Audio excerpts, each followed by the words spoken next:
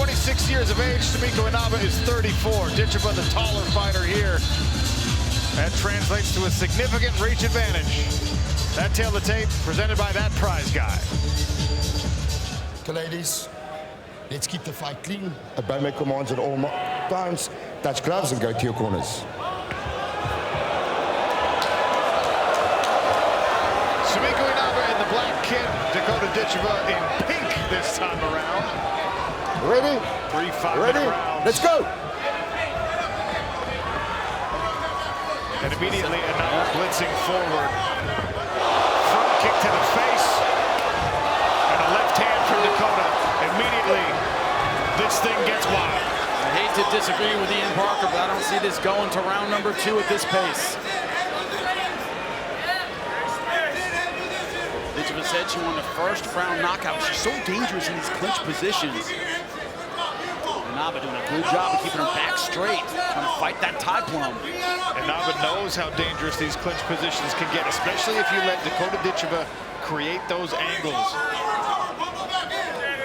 Good elbow from Dakota. And then she backs out, trying to get back to her range. No surprise, Inaba trying to pressure forward, keep this from being an outside kickboxing match.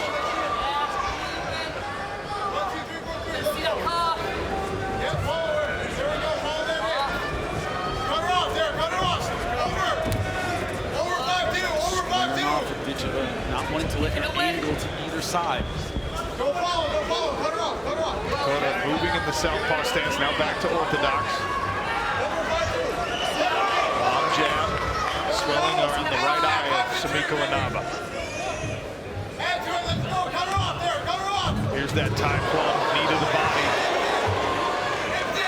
And again, Inaba doing a good job of just crowding the space. Body shot. The problem is you can't trade a body shot for a knee in this position. Hips in, keep your hips in, keep square. Let's break it, rep. Let's break it, rep. Body lock, waist lock for a takedown from here. You see it's going to continue to stay here and strike. Control in this tie plum for Dakota Ditcheva is very powerful. Good elbow again on the exit. A lot of neck meat there.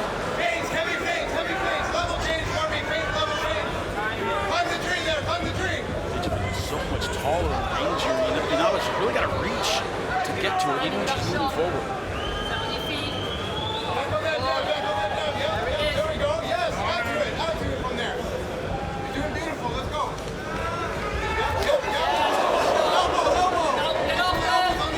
Now this is where she's going to be so dangerous, backed against the fence. With that tie plum not having room to move. This is where Dakota Ditcheva hunts the liver. She will attack the body with knees, and if she's given the space, rip a left hand to the midsection. Last time out, Tyler Santos finished against the fence with body shots. Combination again, punching her way out of these clinches. Inaba not able to match speed on the outside. Crashing in again. Oh, beautiful knee. Now the clinch is really working for Ditcheva. She gets the turn, another knee finds its way to the face of Sumiko Inaba, and an elbow from Dakota. Inaba can't take a lot of those knees. There's that dig to the body that we were talking about earlier from the left hand of Dakota. She's so good at going body, head. You don't know where the next shot is coming, so you can't protect it. This is where Inaba needs to be. If you're going to be in the clinch, keep Ditcheva against the fence, but easier said than done.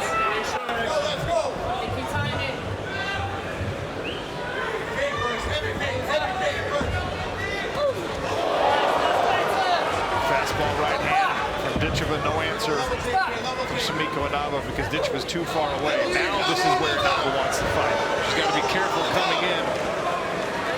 They want to be here, backed against the fence. Ditcheva can pick her target.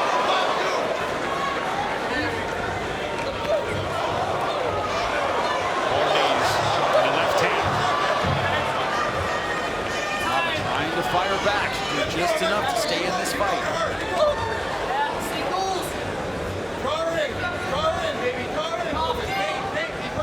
Sumiko Inaba making Dakota Ditcheva work to stay at this range. into the takedowns. Ditcheva's been very confident that this fight's going to stay on the feet. Hasn't even had to worry about a level change. Inaba tried to sneak an uppercut right up through the middle. Instead, it's Ditcheva working the right hand to the body.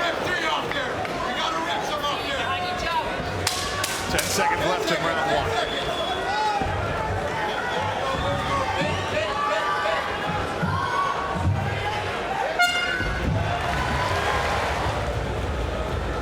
When Dakota Ditcheva defeated Tyler Santos for her PFL Global Championship, it was by second round knockout with the body work.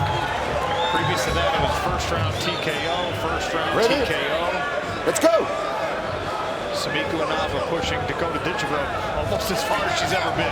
But once again, that straight blast entry without moving her head. Inaba has to come up with a different offensive strategy. She can't do what she did in round number one. She'll keep getting the same result. It's not good. Here's the tie clinch again. Just textbook stuff from Dakota Ditcheva.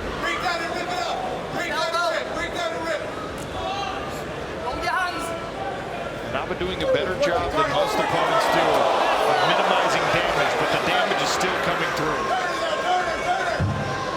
Problem is, it all adds up, Sean. When it comes to the damage so far in this fight, it's been one-way traffic. Oh, nasty beautiful from Dakota, and a flurry down to the body. Here's the elbow, back elbow, and now a left hand, and she's showing off now. Inaba's face is starting to melt under this assault. Beautiful stuff from Ditcheva. Another knee, and you don't know if it's going to hit you in the ribs, in the liver, in the chin.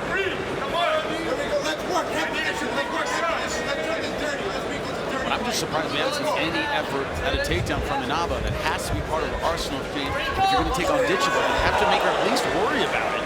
Conan Silveira is telling Dakota Ditcheva to pick her shots from the corner.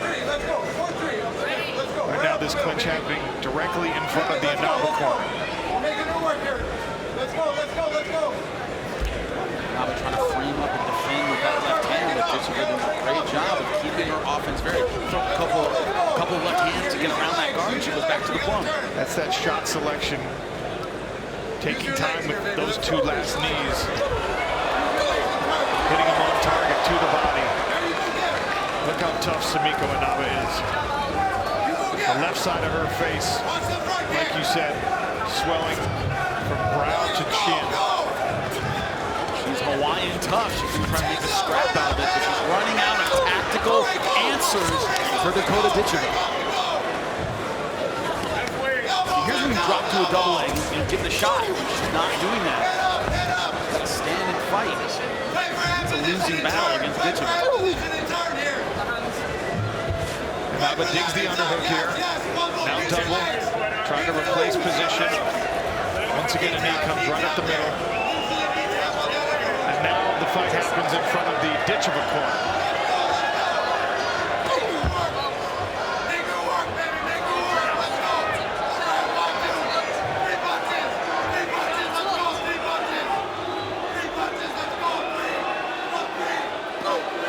Beautiful right hand.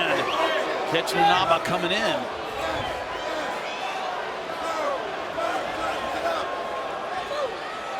Good elbow with the left arm there from Dakota Ditcheva, who might be questioning at this point what she has to hit Sumiko Inaba with to make her go away. But I think Ditcheva brought a lot of strikes with her, Sean. She'll hit you with the kitchen sink, go back home, get everything with the kitchen sink, go back home, get a kitchen sink, and hit you with that. That's how hard she's been training for this fight. Look at the power on even the clinch. Yeah.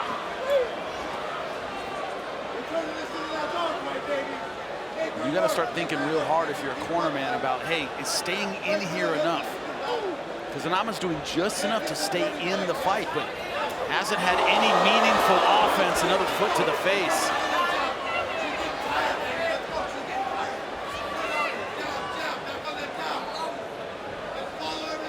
Ditcheva retreating for now in the southpaw stance, throws on straight left, back to orthodox.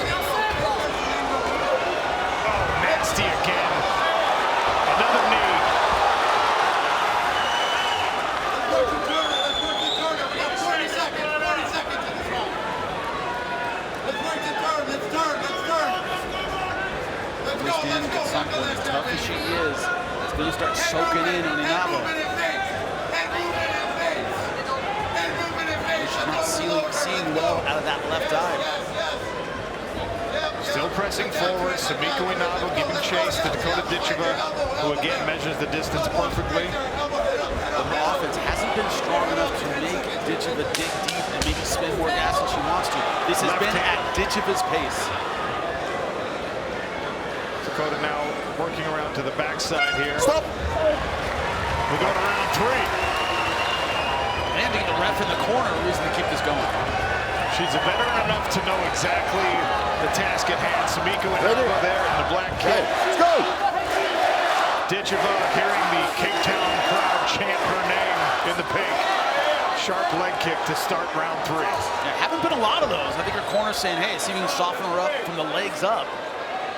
Been head hunting a lot.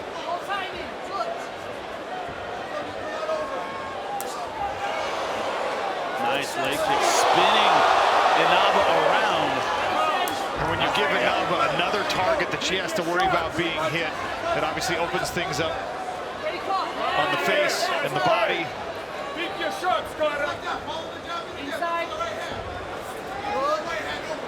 Inaba continues to press forward.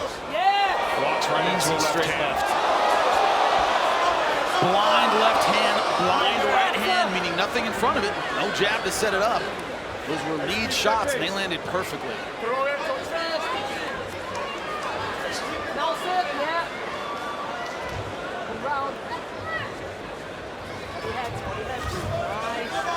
Inaba bringing physical pressure, but not a lot else. The trouble for her is she has to get too close before she can throw the strikes, and she's already walking into a buzzsaw. Until she gets to this point, she has whipped to the body successfully.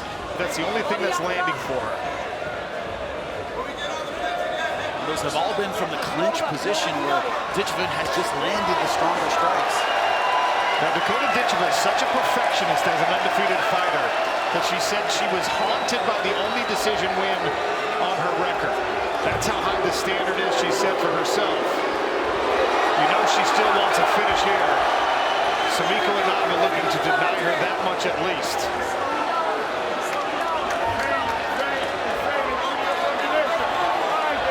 I wouldn't be surprised if we see Ditcheva uncork a head kick at some point. Another beautiful combination.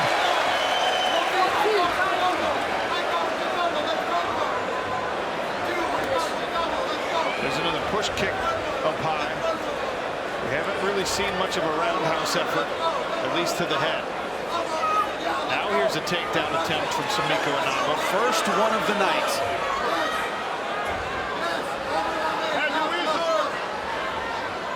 Third and final round, which doesn't make a lot of sense to me. And she's talking to her corner. I think she told her corner that she broke her hand.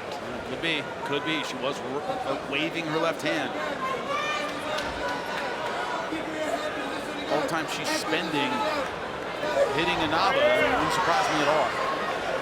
The problem for Inaba is even if you've taken the left hand of Dakota Ditcheva away, she's got plenty of limbs left to hit you with. Knees, kicks, that right hand.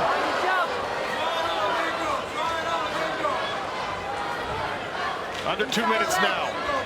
Apparently Inaba has shown her corner enough that they kept her in this fight in this third round.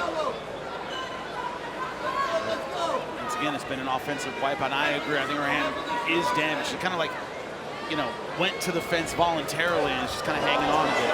There's an elbow. She shakes out that left hand. Yeah, it's almost certainly busted. That's not going to stop Dakota Ditcheva, who rips another straight right. Yeah, followed by left. She's still through with that left hand. Definitely stifled her offense a little bit. Flips her with the right. That's a movement. That's nice. Stay sharp. Last minute, going out. Another right hand goes straight down the middle, then to the body. Takedown here from Sumiko Inaba. Committing to the level change, but not able to finish. And And you see Dakota Ditcheva shaking her head, not going to get this takedown. Stabbing kick now to the midsection. Ditcheva has landed 150 of 171 strikes in this fight. Spinning kick right to the gut. Ditcheva starting to clown a little bit. Mugging for the crowd here in Cape Town.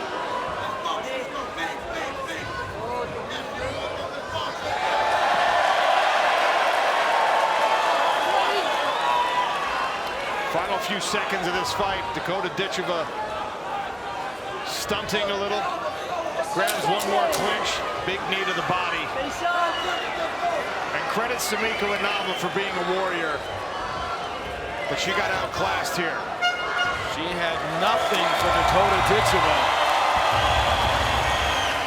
Ladies and gentlemen, our co-main event was scheduled for 3 rounds. It went the full distance, and we now go to the judges' scorecards for a decision.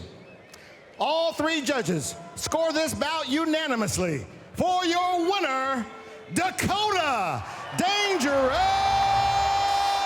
Ditcheva.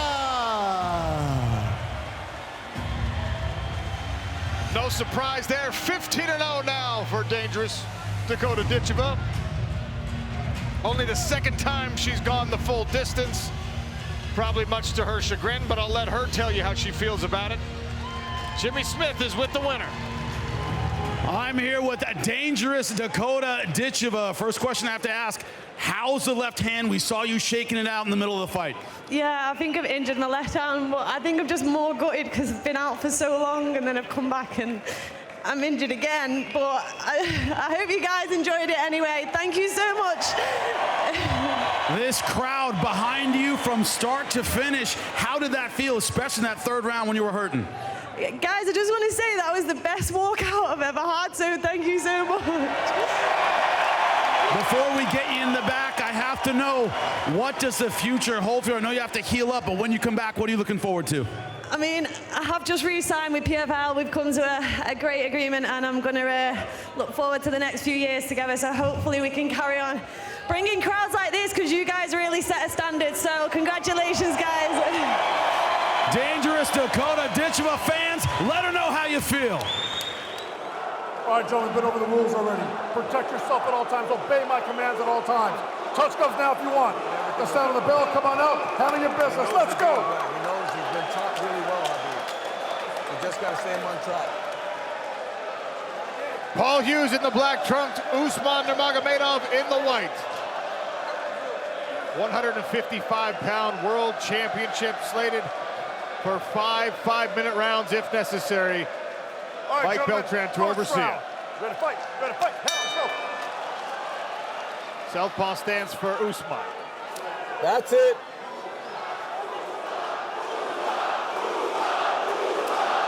I wonder if Usman's going to use a bit of time to just try and read Paul a little bit. Try and figure out if there's anything that he didn't see in his research. I wonder how many of his fights he actually watched. How many did he sit through and study? Because he might still be an unknown commodity in front of him, Paul Hughes, right now.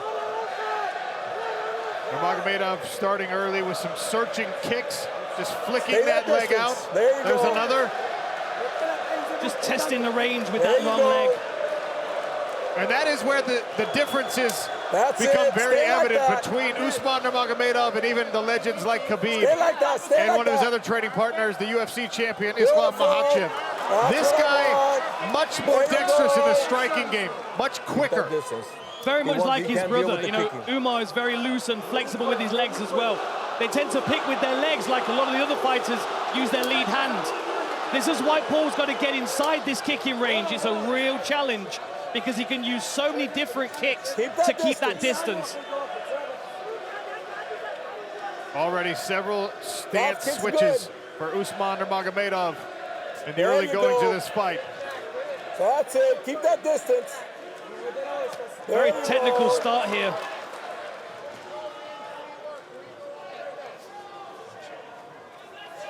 There you go. Keep that distance.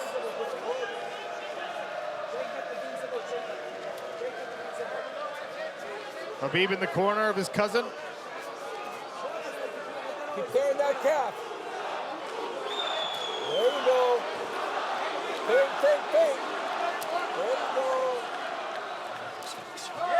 Jab misses.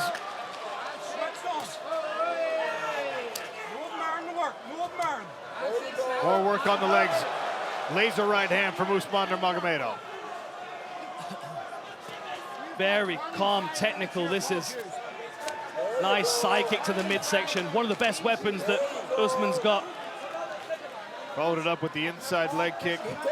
There's the speed again, displayed on the jab. Distance, distance.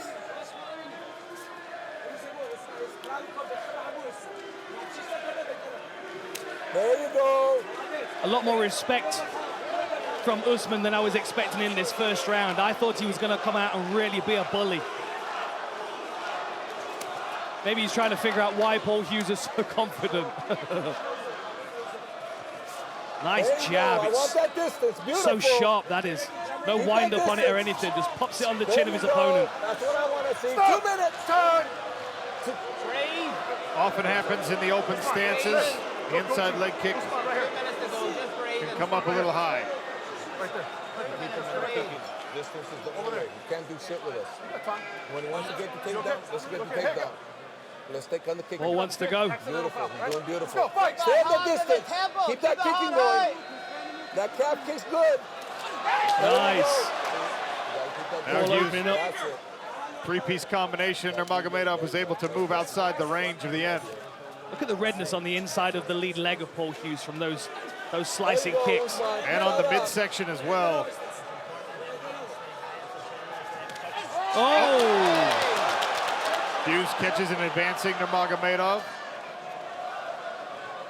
There you go. And unfortunately for Paul, he's got that skin complexion that shows every single bit of contact that he gets from the toes of Nurmagomedov. There you go. There you go. Nice lead hook kick. Don't see those very often in mixed martial arts. I'm enjoying this feeling out process. We've got just over a minute left in the first round. Oh no, groin kick each. Hughes tried the push kick at the same time that Usman was advancing. Below the belt.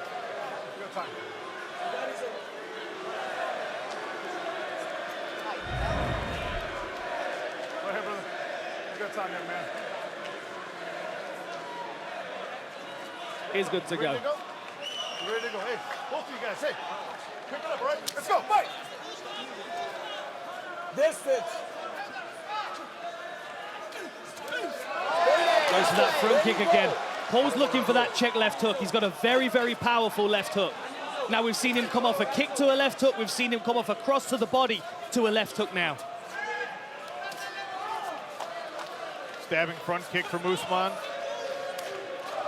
Hughes is going to have to be very careful about kicking himself off balance with the speed of Usman. 30 seconds! Keep that distance.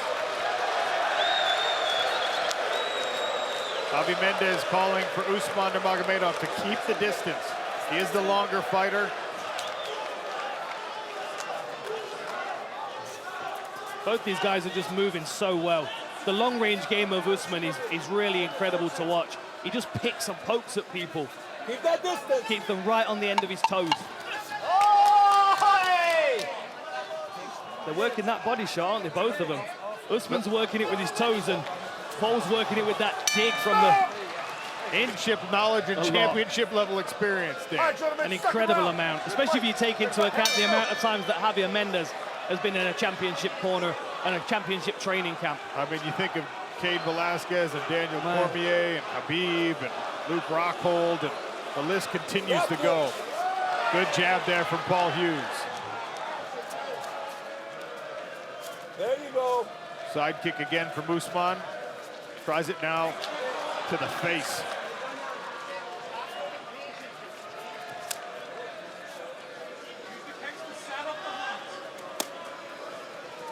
There you go. I want that continuing. Now, Usman did say that he was going to try and get the finish in this round. Stay on that movement. Stay on that movement. A switch kick there for Paul Hughes. Off balance, Usman Nurmagomedov. Big swing and a miss. Usman down on the leg. Hughes, great job shrugging it off. Stay on the movement. Stay on Two the confidence-building moments for Paul Hughes, the Irishman. Shifts the dynamic slightly. Well, we saw that exact thing start to change the A.J. McKee fight. Paul Hughes, can he plant seeds of doubt in the unflappable Usman Nurmagomedov? Good pressure and defense so far. Nice low kick as well. There's a look at that corner I was referencing. Khabib Nurmagomedov in the foreground. Keep that distance. Makhachev in the background. It's quite a corner when Islam's not even really allowed to speak. He's the third.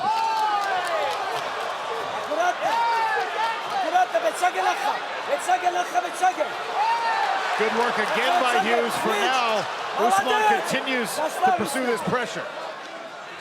Goes for a trip. Paul keeps his hips away. Really good movement so far. Ripping to the body is Paul Hughes, attacking that liver with the left hook. Knee on the inside from Usman Nurmagomedov. Punch your way in.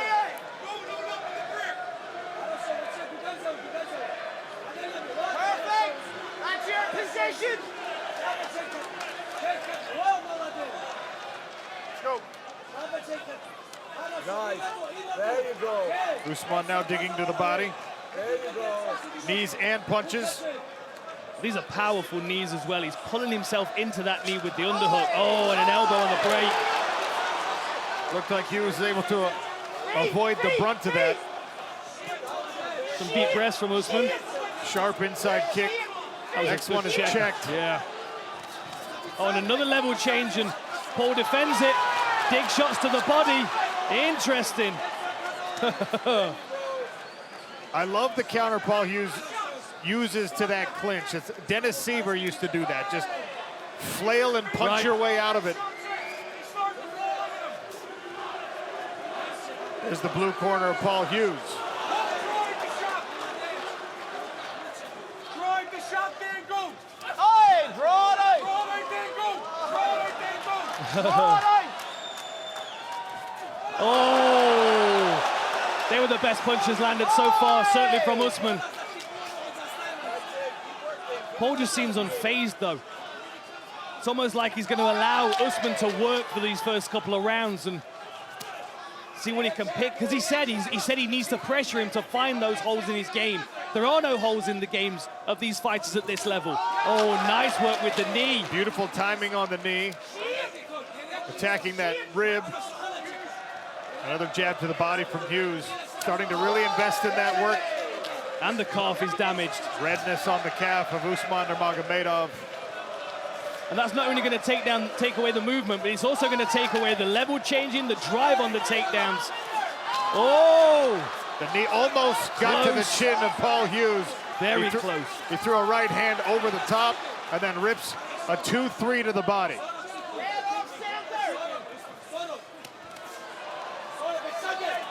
Loving that. Loves that clinch. Yeah, he loves that tie clinch.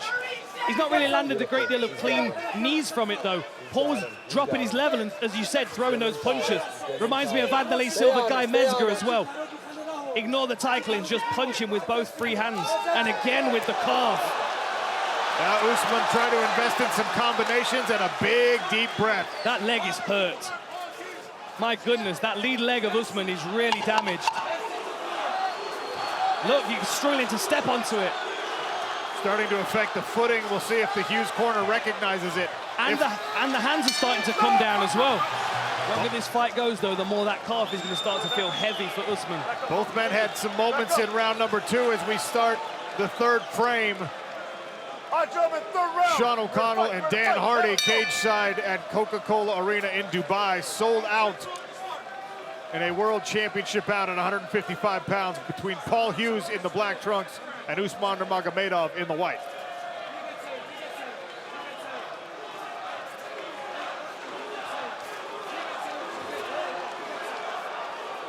Now we're watching for the calf kicks from Paul Hughes and the body punches. From Nurmagomedov, I'm watching the clinch work, that tie clinch where he's trying to drag Paul's head down onto a knee. I would add to it, Dan, that lead leg or even the rear leg potentially sneaking north, because Hughes is starting to reach down to try and address the damage on his legs. Don't be surprised if Usman Nurmagomedov feints a low kick and brings it up high instead. Dan Hardy, how many people in this building are surprised by how well Paul Hughes is doing right now? I think even the fans that came here to support him are impressed at what he's doing right now. They must have known that he was up against it. The odds were heavily in Usman's favor, as they should be with the record that he has. Oh, and again with that hook to the body. Hughes is so good at changing the angles on punches to adjust to his body position and the position of his opponent. Good level change there. How did he stay upright with the speed of that level change and takedown attempt? The fact that Paul Hughes is still on his feet is a real testament to the work he's done. Really amazing. He moves like a cat. Nurmagomedov, though, so fast. And they're, like you said, they're just not holes in the game. There's not a weakness to exploit. No holes and no seams either. You know, how he goes from striking to level change and then back again is... Now, these are deep breaths for Usman. I think Paul Hughes is going to want to go straight away just to keep the pressure on, keep the pace going. He doesn't want to break, yeah. Heard it from the corner. I think that's smart. Strategically, you want to see if you can sap the gas tank as you continue to attack the calves. And he's not even fully committing to his punches as well. He's still testing Usman, it feels. Well, the movement of Usman is still good enough to keep him out of range. If he overcommits, finds himself off balance, that's when the counter punches become dangerous. Incredible fight IQ for Beautiful. Hughes. Look at the, oh man, that was bad. I heard that one. And it's hard to make the adjustment when Hughes is spinning and moving. That's a bad one as well. Incredibly unfortunate. Yeah, it was entirely accidental. I mean, you know, it was as he was spinning, it was a very unfortunate.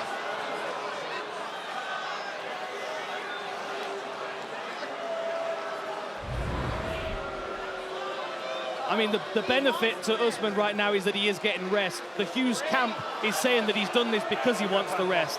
I don't think it was intentional, purely because of the speed of the exchange. But Paul's going to do everything he can to keep this fight moving. Right there.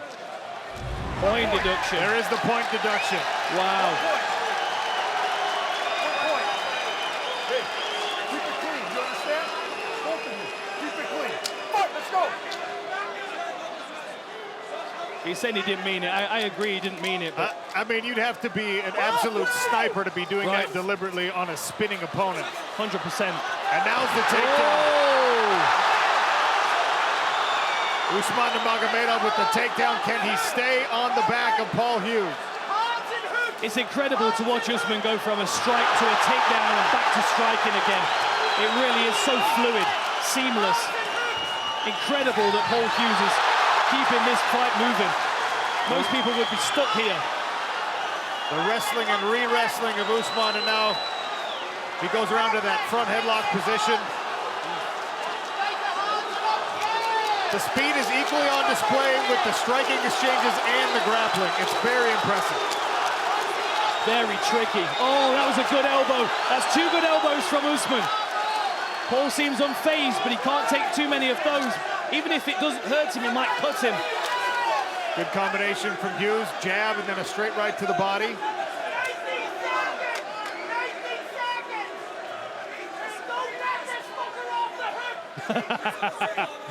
That was quite clear from the corner. Don't let him off the hook. And that was a big energy expenditure from Usman Nurmagomedov on those takedown attempts. Of course, the same is true for Hughes to get back to his feet.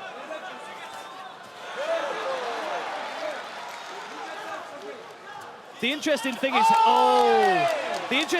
how those exchanges play out in the minds of both fighters. They both took a hit to their cardio, no doubt about it. But Paul felt success coming out of that exchange, whereas Usman maybe not. And that can make your lungs burn a little bit more than they actually are. This is good work by Paul Hughes in the clinch. That rip to the body as Usman tries to push his head down, or he can attack it with some knees. Beautiful work by Hughes. Now pressing Usman into the corner right in front of his coaches. Makhachev, Mendez, and of course Habib Nurmagomedov. Another shot to the body from Hughes. And now the hook comes upstairs. The knee misses and is caught. Oh, that was a good knee from Usman. Smile from Paul Hughes. A big deep breath from both fighters in these final 10 seconds of round 3. This is getting very interesting. Another good shot to the body from Hughes. An uppercut to follow to the chin.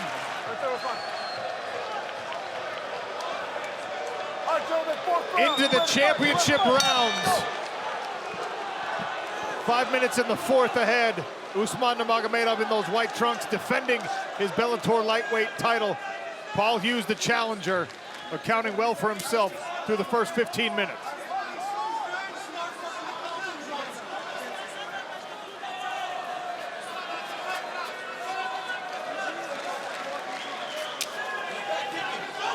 Man, I already want to watch this fight back. These first 3 rounds have been fascinating. So technical on both sides.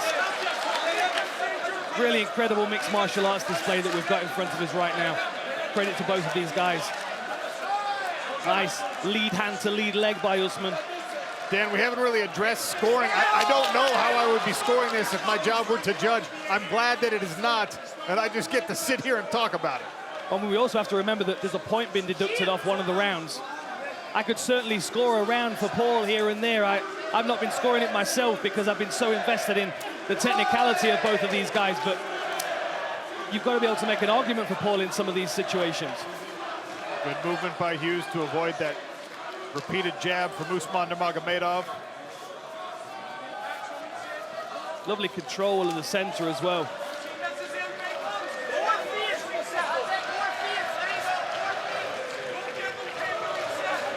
There you go. Mendez, Nurmagomedov, Makhachev all in the corner of Usman. Lovely check hook. Usman digging to the body a little bit. Touches the lead leg, looks like he's feinting a takedown. Just giving him something to look at. Such a tricky game. Switching stances back and forth is Usman. Hughes continues to stalk, cutting off the retreats. That was a good uppercut. Expecting that level change from Usman now. He's got to be less predictable. He's going punch to level change, but he's doing it square in the pocket. And Paul's now finding him with that uppercut. Side kick again to the midsection. Right hand snuck through there for Paul Hughes. Jab to the body, then to the chin. That's a fast jab from Usman. Calf kick on the cross counter. Very smart the way that Paul was building his game. Uppercut lands again. He missed the jab, but he landed the uppercut, and then he tries it again when Usman advances. Sharp inside leg kick from Usman. And a good jab behind it. A wee bit more feet. A wee bit more feet. Does he mean kicking or movement? Beautiful again, sniping with the cross. He's allowing Usman to go first, so he's countering. And I think at this point, Usman feels like he needs to go first because the fight might be slipping away from him a little bit. Good check on the inside leg kick. And Usman taking some more deep breaths. And we might be seeing good body kick from Paul Hughes. We might be seeing evidence of that thing we talked about so many times during the earlier card. Paul Hughes and his confidence able to instill just a little bit of doubt. They both got an eye poke. They both had a clash of heads there. I think Paul's bleeding. No, Paul's bleeding here.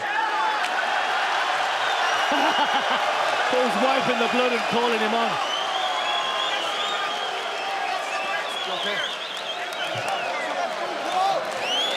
We're going to see a replay here. The Irish fans are on their feet.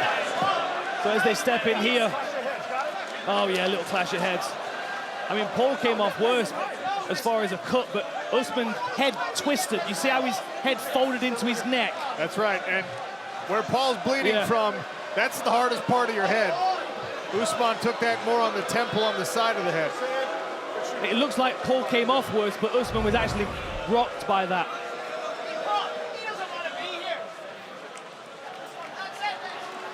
You stay right there. He has time. Hey, he has time. You understand? You stand right there. All right?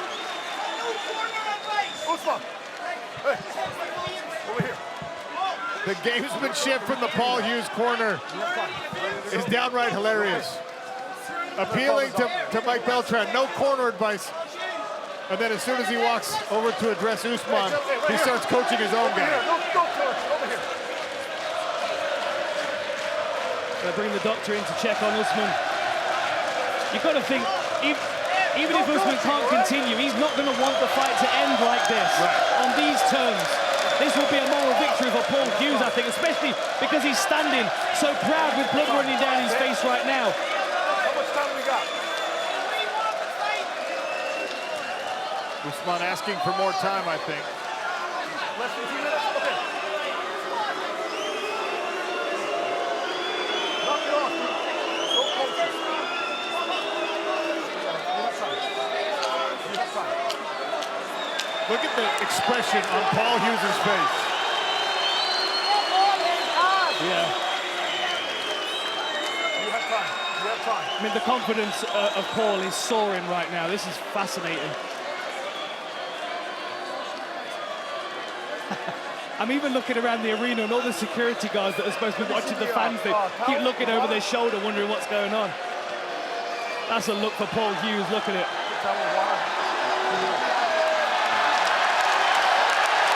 Hughes imploring the crowd for a little bit of energy, a little noise. A sold-out Coca-Cola arena, happy to oblige.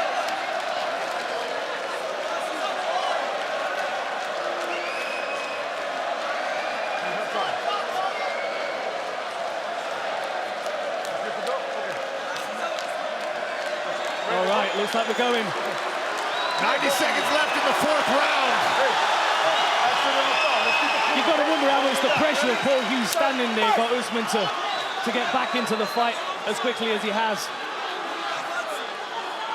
You've also got to wonder how Usman's going to respond if he takes some more shots. Oh, left hook. Hook snuck through. Good timing on the takedown from Usman. Usman's got a minute to work here. Hughes is playing to the crowd. He needs to fight with a minute left and a world champion on top of him. Nice short elbow there from Usman. Palm across the mouth, drops the elbow. Lovely work, soaring across the face of Paul Hughes with that. Driving forward, trying to separate the guard. I don't think Paul's going to be too bothered about trying to scramble here. I mean, just over 30 seconds. Dan, I'm surprised by it because these rounds are all very, very close, and he does not appear intent on even trying to get up, conserving the energy for a fifth round instead.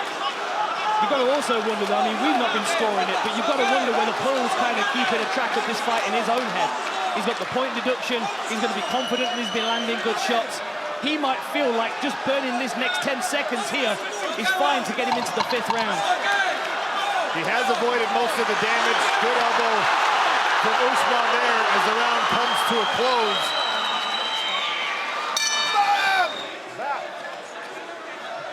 All right, gentlemen, fifth and final round. Ready to fight. You ready to fight? Hammer, let's go.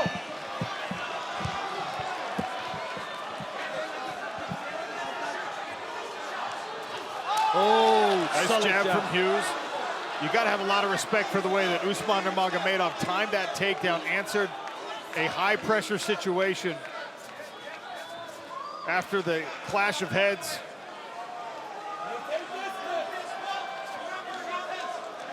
Hard to know who feels they've got momentum in this fifth round.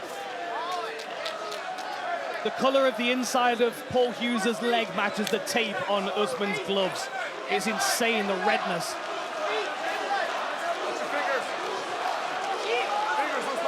In the next couple of days, it'll match the color of the tape on Hughes' gloves. Maybe even his shorts if he's unlucky. Oh, that was a long left hook. Blocked by Usman Nurmagomedov. It's amazing that Hughes has not responded to any of these inside low kicks. I mean, they can really destabilize someone's base, but Paul seems unfazed by it.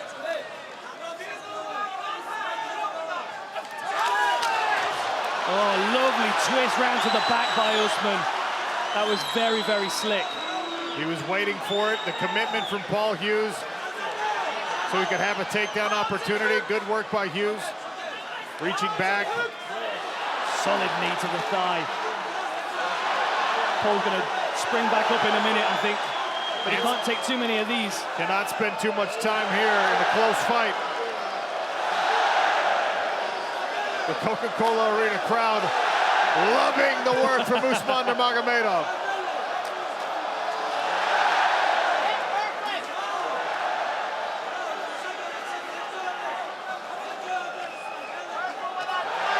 This is really solid work by Usman, softening these, the gluteus maximus up.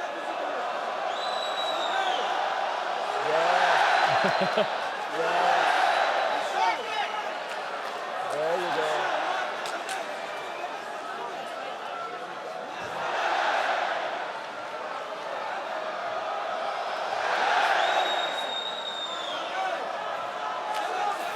Hughes back to his feet, turns. His wrestling's been quite incredible, Paul, I'll be honest. I mean, most people get dominated by Usman, and Paul's at least maintained the competitiveness in these scrambles.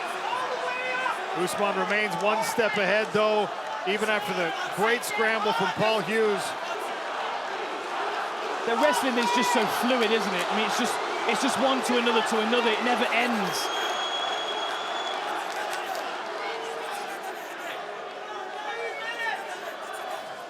Oh, lovely switch. What a switch by Paul Hughes. 2 minutes left, all to play for. I don't think either of these guys can be confident that they can walk away with the belt.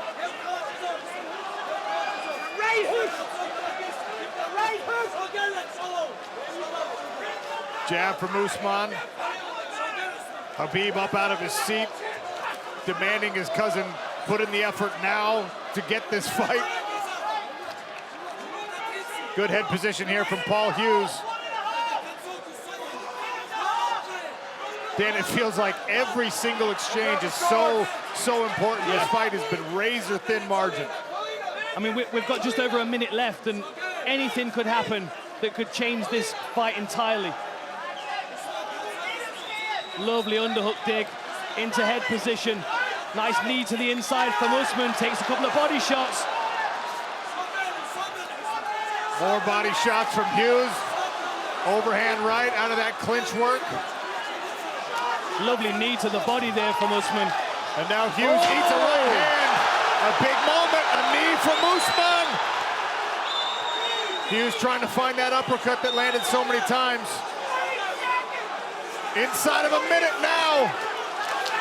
Hughes behind his jab.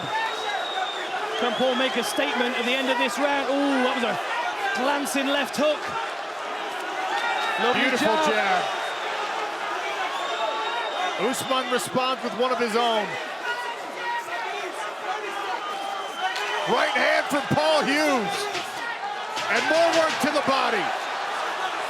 Hughes tries the leaping knee. Usman catches it. Can he complete this takedown and finish on top?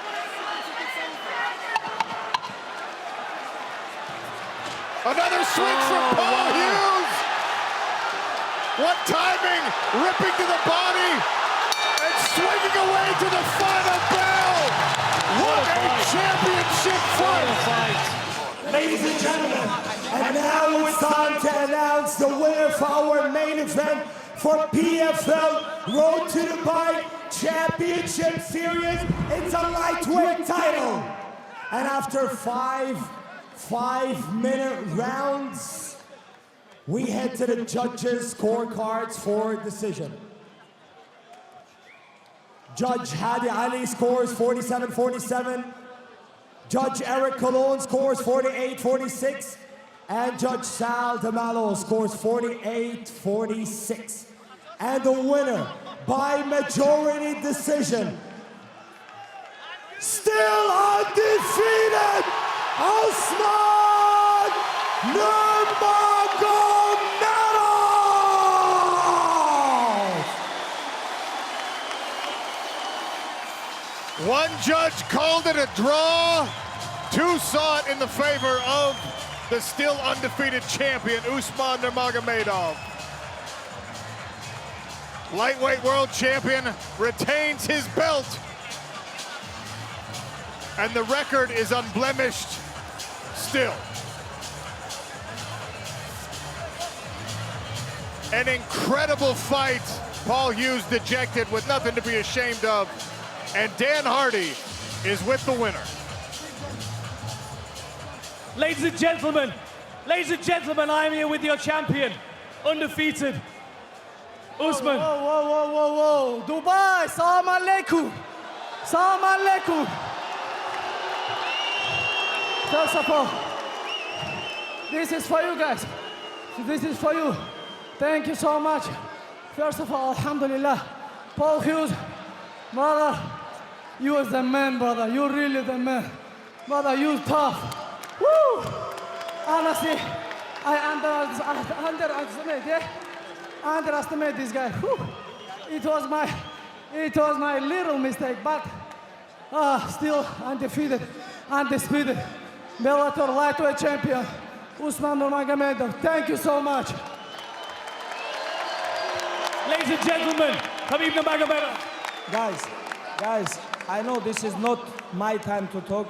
I just want to say one thing is all these things beginning from my side and other guy when we was fighting. But don't forget, Ireland is the biggest supporter in the world for Palestine. Don't forget about this. We love you guys. You, your government, everybody. Here inside the cage, only competition. MMA, all about respect. We love you guys because you guys support our brother in Palestine. We love you guys. I just want to let you know. Thank you so much, Paul. Thank you so much. Khabib, thank you for that.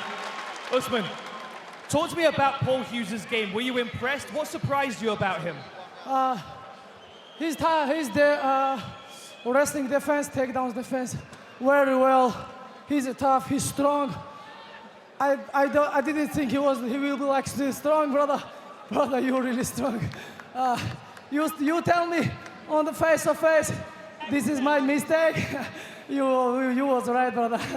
Thank you so much. I never take this damage what I take with him in this fight. I have a lot of pain on my body. Brothers, thank you for this fight. I think I jumped to next level because of him. He make me better than I was today. And I think for sure he gonna better too. Thank you so much, Paul. I really respect you, brother. And I wanna say big thanks to people who come to support us. Not only me, and Paul Hughes too. And for my Russian fans, ассаламу алейкум всем братьям, которые здесь находятся. Братья, клянусь, очень тяжелый бой выдался. Во многом я считаю, что это потому, что я не готовился с Хабибом, Исламом с ними в лагере. Получилось так, что я готовился отдельно. Иногда это очень тяжело, когда тебя не гоняет твой старший брат. И я это почувствовал сегодня в октагоне. Больше такого не повторится. Хабиб, без твоей подготовки я больше не буду драться. Congratulations, Usman. That was an incredible performance, my friend. Ladies and gentlemen, your champion, Usman Nurmagomedov. Paul, come and talk to me, my friend. Look, I know you're disappointed, but every single person in this arena, whether they came to support you or came to root against you, they're proud of that performance that you put in. Talk to me about the fight. What did you expect from it, and did it play out the way you expected? Yeah, it really did play out how I expected. I'm so gutted. I'm so disappointed. I really thought I won that one. I should have pushed harder. Next time, I know we're going to fight again. There's no question. So much respect for Usman. I thought I won tonight, but look, I probably left some in the tank. I need to give everything next time, and I will. Fuck. With us being in this position right now, you're coming off a loss, of course, but you've just gone the distance with an undefeated fighter, an incredible fighter, and you've proven yourself as an incredible fighter. You also beat AJ McKee. You must be realizing that Paul Hughes is on another level to what you thought. No, this is exactly what I thought. I thought I was good enough to finish Usman. I really thought I was going to win tonight. I'm fucking heartbroken here, to be honest. I really thought I was going to win. Thank you. So, look, to see this arena packed out like this for a PFL show, as I said before, the PFL believed in me, and I believe in the PFL surely, because look what we're doing. I just can't wait to see what's in the future. We have to do the rematch in Belfast. It has to be in Belfast. We got to bring it back to Ireland. Back for a homecoming for me. I think I've earned this. And one thing I would say, all the guys from Dagestan coming over to Ireland, you will be welcomed with open arms, because we have great respect for a small fighting nation like you guys. I know things get put out there in the media, but this is martial arts at the end of the day. Yes, the lines do get blurred at times, and maybe it did get personal between me and Usman, but look, we settled our difference in here. There's a lot of respect, and I know for a fact we're going to do it again someday, and I know that I will be the victor next time. Congratulations, my friend. It was an incredible performance, and I know you're going to be better from it. And those Irish fans that have followed you, they're incredibly proud of you. I have hundreds of people traveling from everywhere around the globe to be here right in Dubai, and it won't be the last time. We will go everywhere in the world with the PFL, but I just have one request. Please, bring it back to Belfast, PFL. Come on. We'll see you in Belfast, everybody, for the rematch. Ladies and gentlemen, what an incredible fight. Make some noise for these two competitors. Paul Hughes, Usman Nurmagomedov.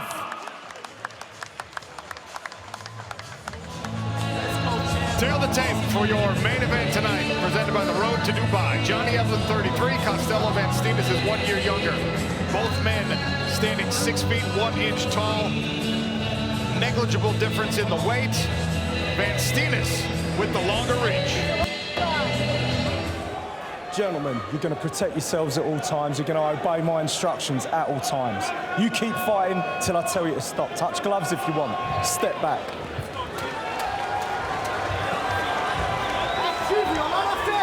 Van Steenis in the dark trunks, Johnny Eblen in the green Valet Tudos. Okay, potential gents. 5-minute rounds. Ready. As this is a Ready. world title fight for a Go. brand new PFL Champ Series belt. Costello van Steenis, he has a chance in this fight. Most people think it is in the first 3 rounds. Interesting there. Van Steenis' first move was to reach forward and try to grab a hold of Johnny Eblen. Good job pummeling in, getting the body lock.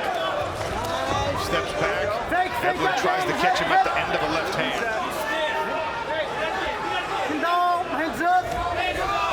Sharp low kick from Van Steenis.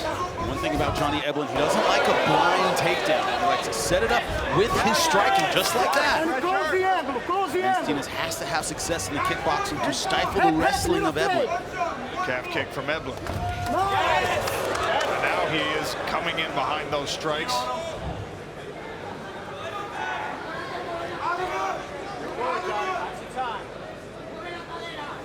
This is where Eblen wants to be, and he's not getting the takedown. Be in these wrestling positions, these static positions, where you can wear down the bigger Van Steenis.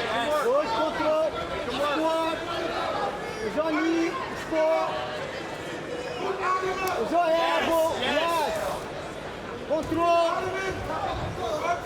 Good control. Good head position. Got those knees, Johnny. Got those knees. Head position from Johnny Eblen, preventing Costello van Steenis along with that underhook. This is the kind of beautiful transition to the double leg. Van Steenis can stop this with a body lock. That's impressive. Instead, he gets lifted. And he connects. Right into side control goes Johnny Eblen. Now, he told us in the fighter meetings he's been getting a lot more finishes on the ground with his jiu-jitsu. Arm triangle already a possibility. Then you sneak over to the other side. He has the arm trapped with his head. Big pressure here from Johnny Eblen. Van Steenis elbowing to the thigh. Get that right arm involved. Eblen's trying to pass his right leg out from between the legs of Costello van Steenis. Let's get our knee to the floor. Yep, walk the hips, get our knee to the floor, Johnny. Good. Van Steenis had to reach up with his right hand just to address the shoulder pressure. Watch the back of the head there, Costello. Exactly the kind of fight that Eblen is the master of it. Just taking the energy out of your opponent, putting pressure on him, putting good weight, staying chest to chest in half guard. That's how you pass from here. Look at the shoulder pressure from Johnny Eblen right now. I mean, it's nasty enough. You can see big breaths. The veins bulging out on the forehead of Costello van Steenis just from that forward and downward shoulder pressure, as Eblen now steps with the instep to try to open up that guard and get his right leg free. There's no bad build for MMA, but you have to fight for the build you have. And Costello van Steenis, muscular and explosive. This is exactly the kind of fight, the kind of static fight he doesn't want. Oh, Eblen, the short elbows right to the eye. Van Steenis has to roll to his side to try and address some of that pressure. He might give up his back doing it. That's the problem.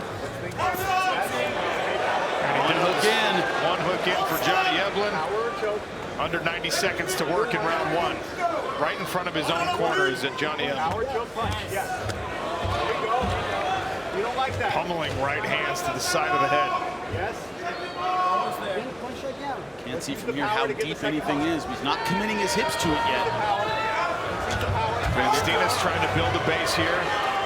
Eblen abandons the hooks. That Grammy roll position, that's not going to work. Johnny Eblen saw that coming a mile away. Van Steenis again, turtling up. Pick your shots, Johnny. Left hand from Johnny Eblen working methodically. Every one of these shots, either not getting through clean or taking energy out of Costello van Steenis. Nasty elbows, the backward elbow. Right to the ear, targeting the side of the head. And the heavy hips from Johnny Eblen. Costello, you can't just stay there. Both hands. Does not fear the stand-up ability of Costello van Steenis.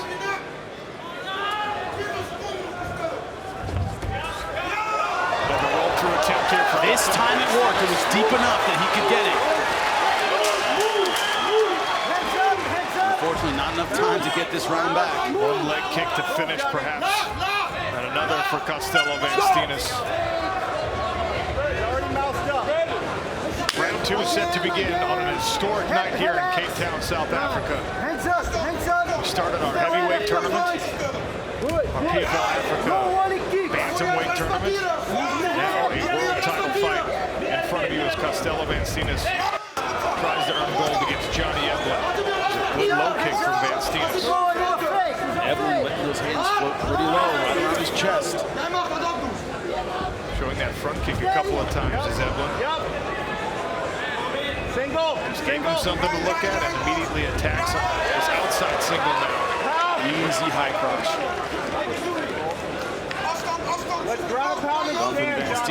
Not even a minute through round number two. One of the things, Sean, is that you're facing the superior wrestler. You just want to make them go to that second or third effort and spend some gas on every takedown. That's just too fast for that to happen. You're the bigger guy. You want to carry your weight for a minute. And Johnny Eblen had to carry it for about 10 seconds. Now Eblen posturing up here in the loose guard of Costello van Steenis. Trying to score with some of these elbows. Go to the back.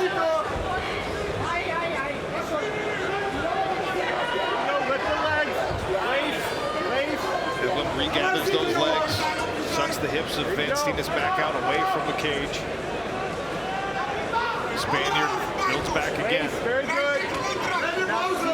Leg irons from Johnny Eblen. The Eve's team is famous for this positioning.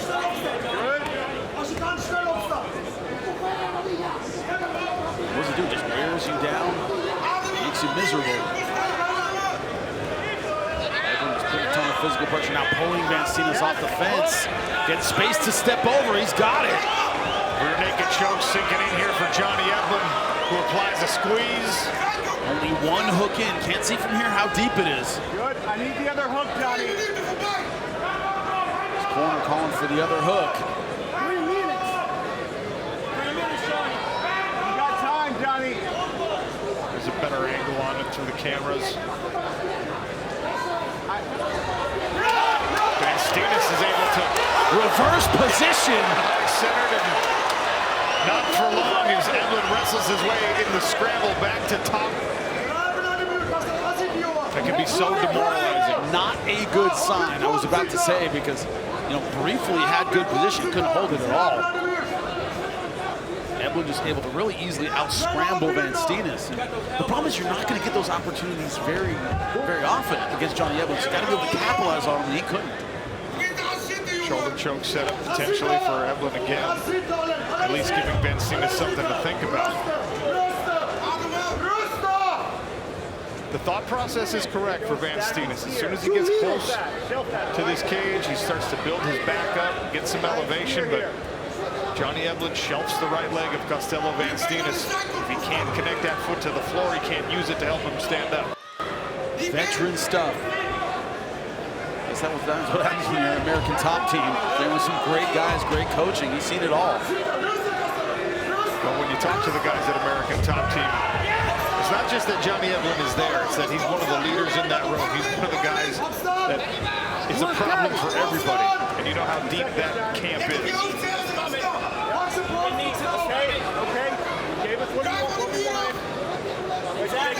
More right hands from Eblen. He's tired, just rain down. Van Steenis taking a breath. Keep raining, just keep raining. Exactly. 1 minute. Nice. A minute left to work here in round 2. He's able to explode up. He's got to be measured. When he gets this fight back to where he wants it, Costello van Steenis has to take advantage of these opportunities. But look at how low his hands are dropping. So different from the body language of round number 1.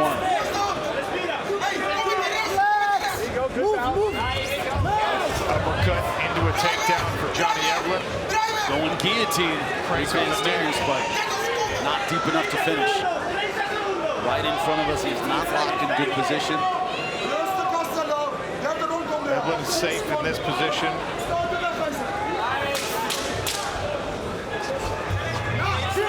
Rather than expending the energy for another takedown, he'll just back his way out to finish round 2. And also, gas and recovery are not the same thing. Eblen does have excellent recovery. Van Steenis feinted the right hand, tried to throw that roundhouse high kick. Eblen just backed away. Nice, good fake. Hands up, good, good. Good gas kick, Corner set up the middle, and responded with a kick right up the middle. Van Steenis snuck through.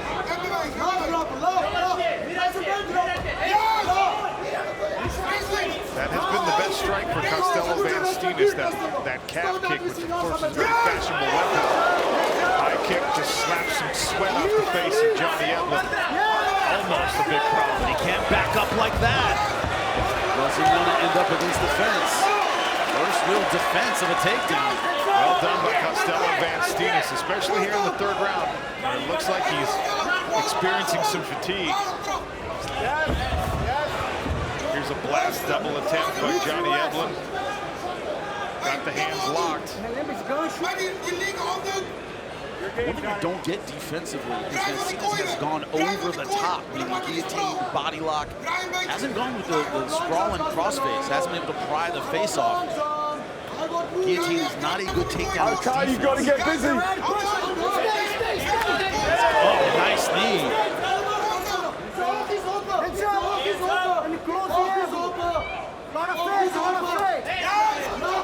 This is the first extended kickboxing we've seen so far in this fight. Couple of good takedown defenses. Nice combination from Van Steenis. The kick was partially blocked, but he's getting more encouragement with every moment that he can stay on his feet. Johnny Eblen knows it, and now he's after a takedown in earnest. Once again, going over the top for the guillotine. And submission over straight on defense. Van Steenis right in front of his own corner, where the elder Musasi coaching him through this grappling exchange.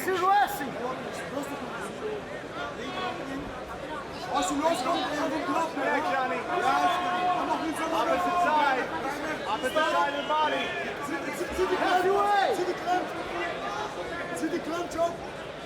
Van Steenis was starting to have success on the feet, not end up in these positions.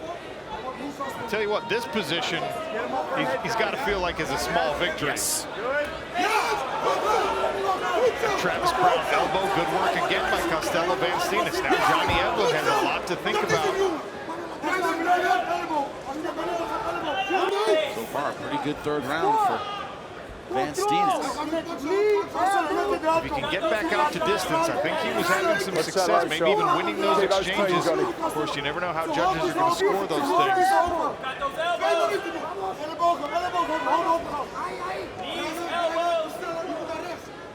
Problem with trying to get away from Johnny Eblen is you're going to have to put in a lot of effort just to get some space. Got to stay busy here, gents. Stay busy. It's your first warning. Let's go. Johnny, fingers out of that cage.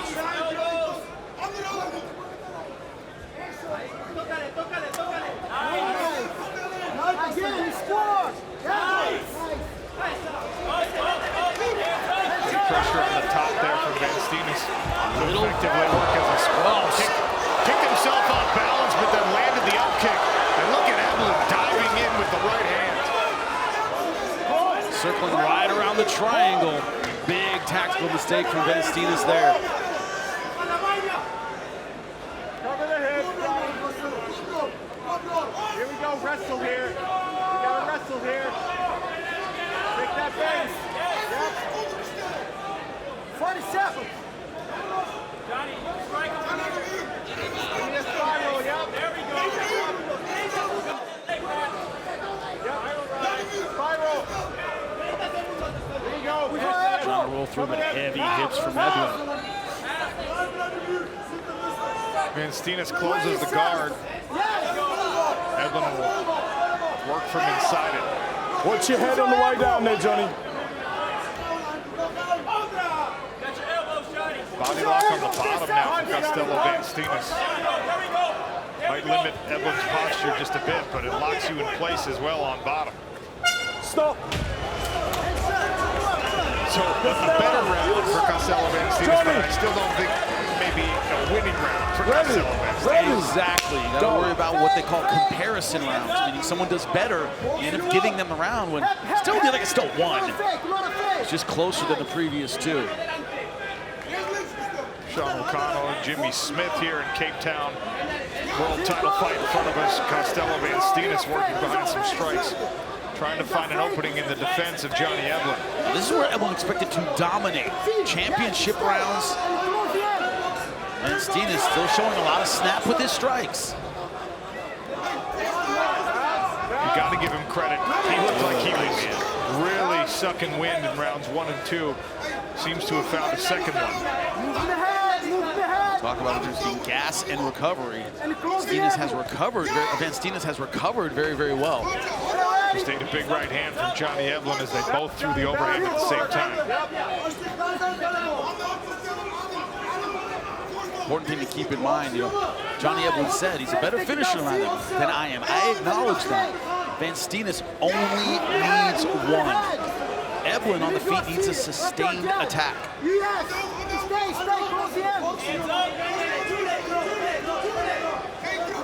And I think the calculus might have changed a little bit for Johnny Eblen as well with the take. Nice calf kick.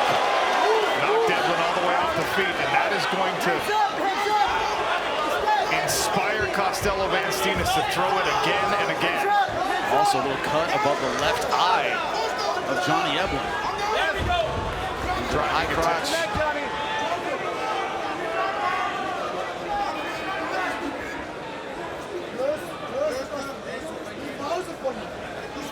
Van Steenis again pulling upward in a guillotine motion. Body not in the right posture, hips not in the right posture. Trying to get Johnny Eblen chest to chest with him. Still just a big dude. It's hard to lift him up. Even your position's better. on the tail of the tape. They weighed in the same, but I'm telling you, Costello van Steenis is certainly the bigger man tonight. Oh yeah, but they rehydrate. I bet there's a 10 or 15 pound difference at least. A lot of damage showing now on the face of Johnny Eblen.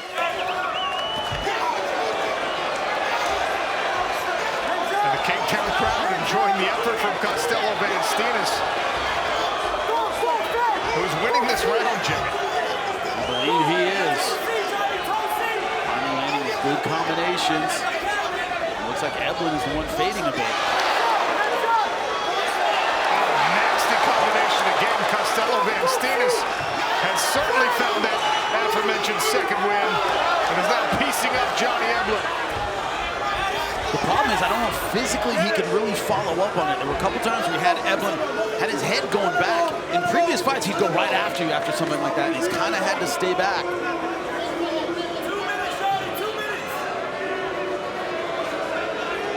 The problem is, if it has gone the way we think it has, Johnny Eblen may have banked the first 3 rounds.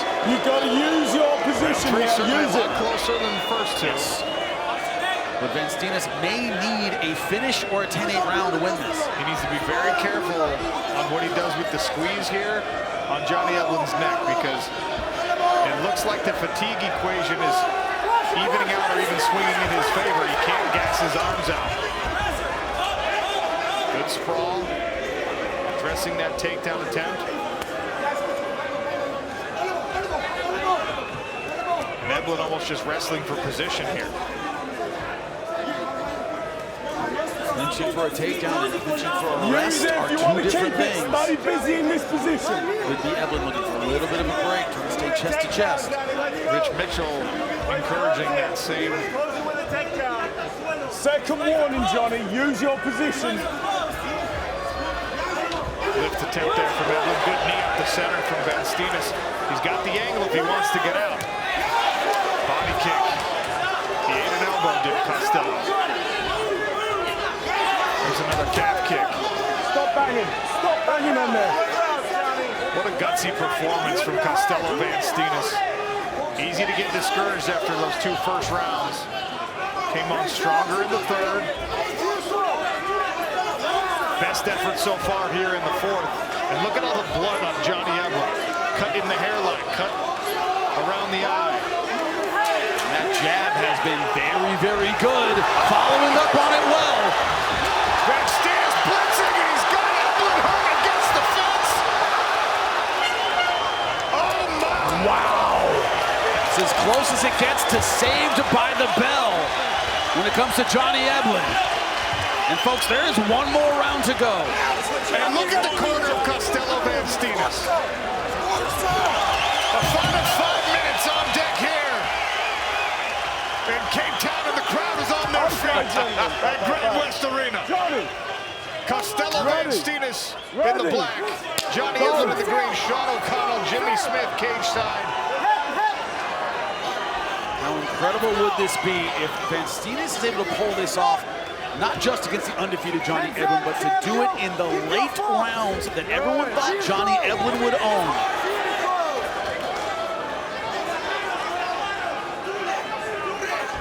Right now, I gotta say, that same intensity in the eyes of Costello van Steenis that we've seen all week.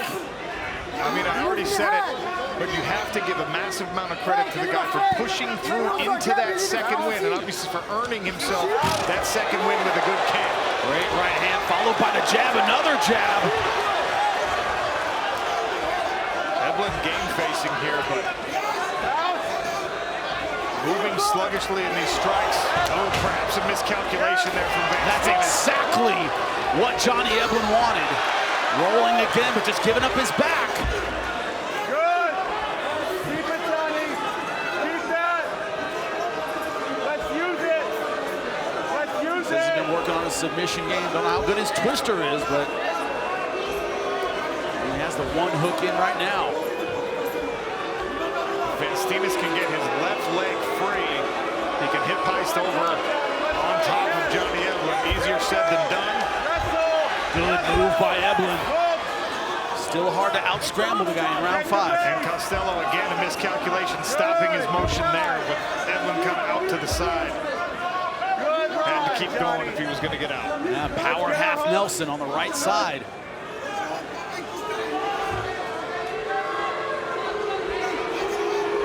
Crowd incredibly intolerant of the grappling right now. They've seen this kickboxing match start to go the way of Costello van Steenis. Don't talk to me. Talk to your fight. And this is where the experience and the fight IQ of Johnny Eblen have come into play so many times. That's why he's undefeated. Because even after he gets hurt, even after he gets in trouble, he makes the move that he has to hang on and then to improve. Kasanganay hurt him. Fabian Edwards hurt him in the second fight. He won both of those, but Costello van Steenis certainly has the crowd behind him now. He's got half a round to make something happen here in Cape Town. Probably in a position where he needs a finish. He needed a 10-8 to draw. That is probably off the cards now. Eblen doing the smart thing, the veteran move, going in for the double leg position. Keep your fingers away from his mouth there.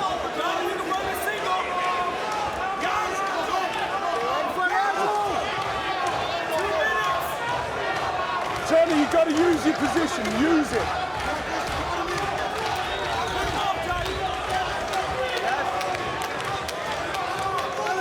Crowd behind you chanting for Costello van Steenis. Second warning, use your position or I'll split you up. Continually warning, but hasn't been enough to break it up. Eblen once again trying for that double leg lift. Van Steenis trying to defend with the body lock. To the back, to the back. Look at Eblen continuing to dogging him down, dogging him down. This is the championship gear that people underestimate. Johnny Eblen can dig deeper than almost anybody. It doesn't have to be pretty. He is just going to put you in his world and keep the fight where he wants it. Van Steenis frustrated looking at the referee, but the referee's not going to help you out at this point. It's got to be you escaping here. It's not his job to save you from a positional loss. And right now, Eblen's doing just enough to keep it where it is. Short punches. Now trying to improve his position, which is what the rule says you have to do. Grammy roll again. This time able to get it. Now almost taking the back. 40 seconds left. Both hooks in. What a comeback this would be. I don't think you're going to rear naked choke Johnny Eblen when you're this sweaty. But you never know. His arm is underneath the chin. He's going for it. Costello van Steenis with the squeeze. Eblen might go out. He's fighting until the end. He will not turn. 15 seconds. 15 seconds. Disgusting. He's out. Costello van Steenis choked Johnny Eblen unconscious for a world championship comeback. 10 seconds left, and Johnny Eblen goes out from the rear naked on the ground. Championship rounds where no one thought he could get it done. I have never been happier to be wrong in my life. What a performance by Costello van Steenis. And the building is shaking here in Cape Town. I'm seeing tears in this audience. Inspirational. Wow. Ladies and gentlemen, joining us in the cage right now to give away the belt is the CEO of PFL, Mr. Peter Murray. We now go to the results, ladies and gentlemen. Referee Rich Mitchell stops this bout 4 minutes and 51 seconds into round number 5, declaring the winner by submission with a rear naked choke and the new PFL middleweight champion of the world, Costello van Steenis.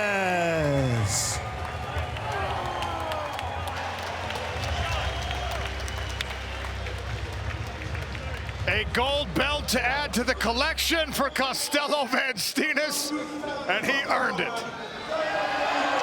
Jimmy Smith is in the cage with the winner. How does it feel, not just to win, but you said, I have my name the Spaniard because I'm a gladiator, I'm a warrior. You won that with 10 seconds left to go in the final round. How does it feel? Hey, put me in the Sharks. Put me with the killer whales. Fucking put me in the Apex with Johnny Eblen. I'll be 1-2, man. But from a limited edition side. How did it feel round after round? Tough round number 1, tough round number 2. It seemed like you got stronger as the fight progressed. Is that how it felt? Hey, nobody's as strong as Johnny in the first and second round. Strongest guy I've ever trained. I'll train fucking full with. But man, everybody's got a gas tank, so do I. But I gave my life for this shit, man. 12 years in the professional business, started really young, made some mistakes. 16-3. But if you see them 3 losses, man, it was just too early for me. So I was fighting legends. Well, I guess I'm a fucking legend now, am I? Talk me through the end of that fight. You were in bad position, transitioned out, took the back, and it was tight immediately. What was going through your mind? Hey, what was going through my mind? I'm the son of my dad. My dad is a fucking warrior. And warriors create other warriors. Well, I guess we're a family of warriors, man. My dad, my brother, and me. Last thing I have to know, how much was this crowd behind you? They were screaming from the middle of the fight. How did it feel? Hey, how did it feel? Brother, I am American. I am South African. I'm from Cape Town now, man. I'm the king of Cape Town. And you guys are right next to me. We're all the same. And we're all kings in this division and in the city. Fucking love this place, man. I'm coming back for holiday in December. You heard it. Give it up for the king of Cape Town. Wow.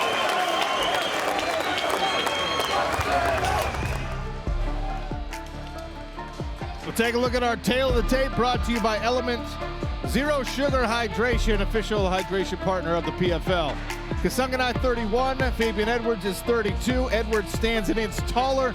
Both men weighed in at the middleweight limit of 186 pounds. You ready? Fight!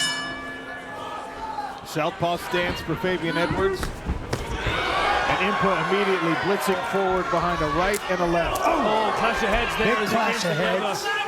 I don't see any blood from that, thankfully. Big squeeze here from Impa Kasanganay as they go chest to chest. Leaning on Fabian Edwards. Right in front of our broadcast position. Impa's got the body lock. Edwards with those long arms, able to reach around and do the same.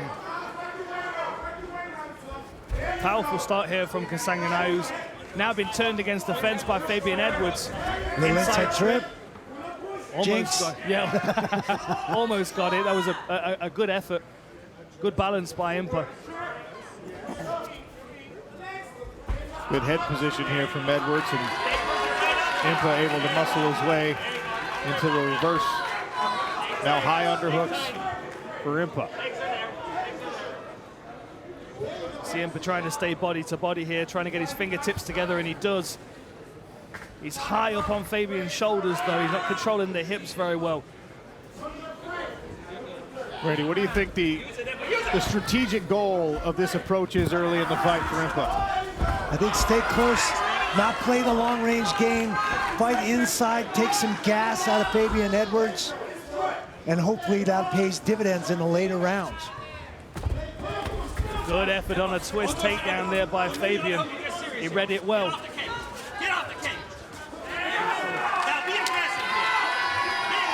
Back and forth as they keep reversing positions. So far a stalemate in this chest-to-chest position. Impa Kasanganay in those green trunks. The former PFL champion at 205 pounds came back down to middleweight, and we'll see if gas tank becomes an issue. Swing and a miss with the right hand. Impa's got bad intentions on every one of these strikes. Oh, buckled the leg of Fabian.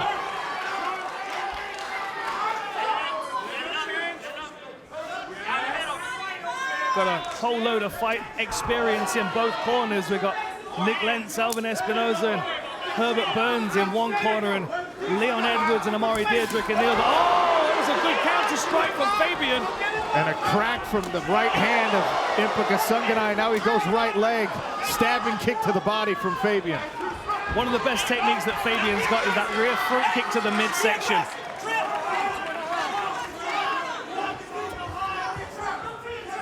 Fabian Edwards was incredibly confident in our conversations with him this week. Said, everyone praises Impa's gas tank. I don't think it's that good. Everyone praises his power. I don't think it's that powerful. Dismissive, to the level of being dismissive of what Impa was able to accomplish at 205 pounds. Good elbow. There's that elbow. And he said that would be a major tool in this fight. Impa comes forward. He said, I'll meet him in the middle with my elbows.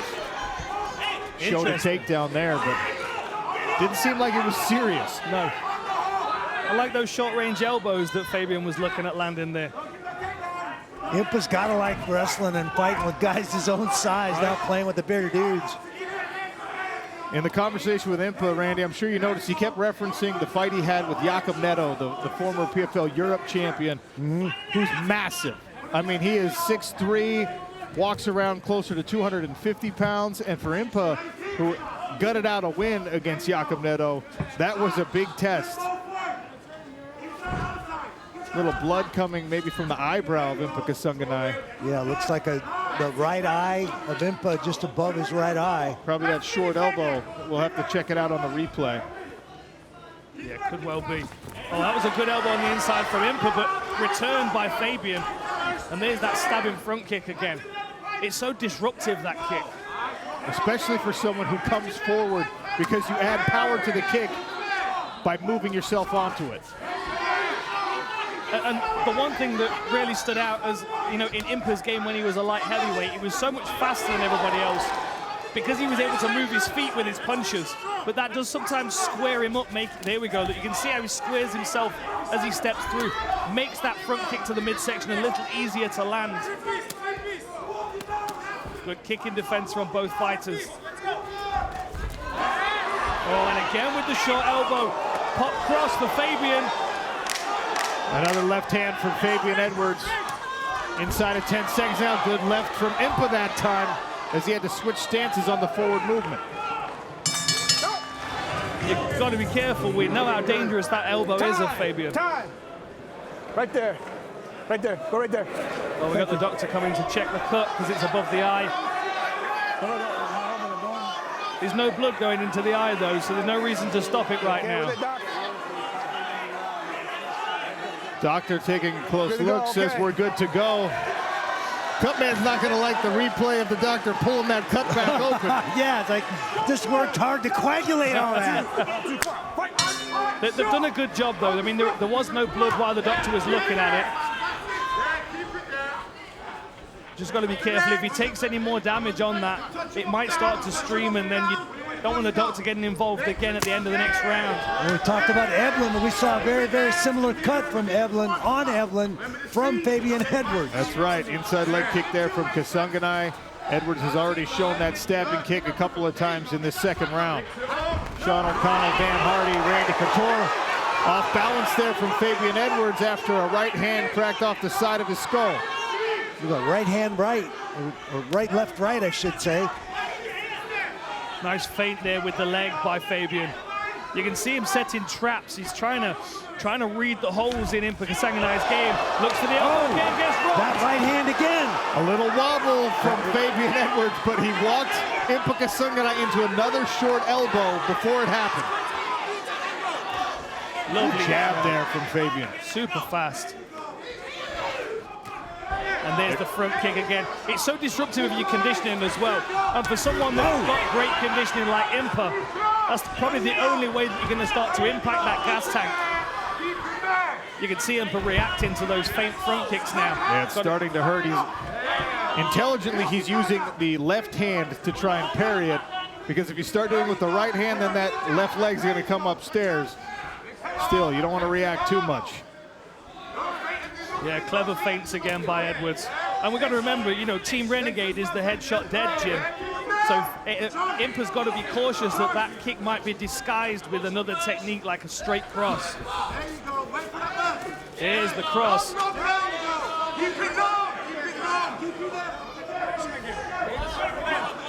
2 minutes gone here in round number 2 of our main event. Winner moves on to face Josh Silveira in the middleweight semifinals. Oh, twice with the elbow. And a left hand has Impa Kasanganay on the retreat. Edwards now chasing. He's got Impa. He's in big trouble. Fabian Edwards with the finish in the second round. What a beautiful performance, man. And look at that shot. Oh, my. Leon and Fabian atop the smart cage. That was superb, man. He was So drawing him in, drew him in. And when that range closes, bang, bang, bang with the elbow. And he doesn't seem happy with it.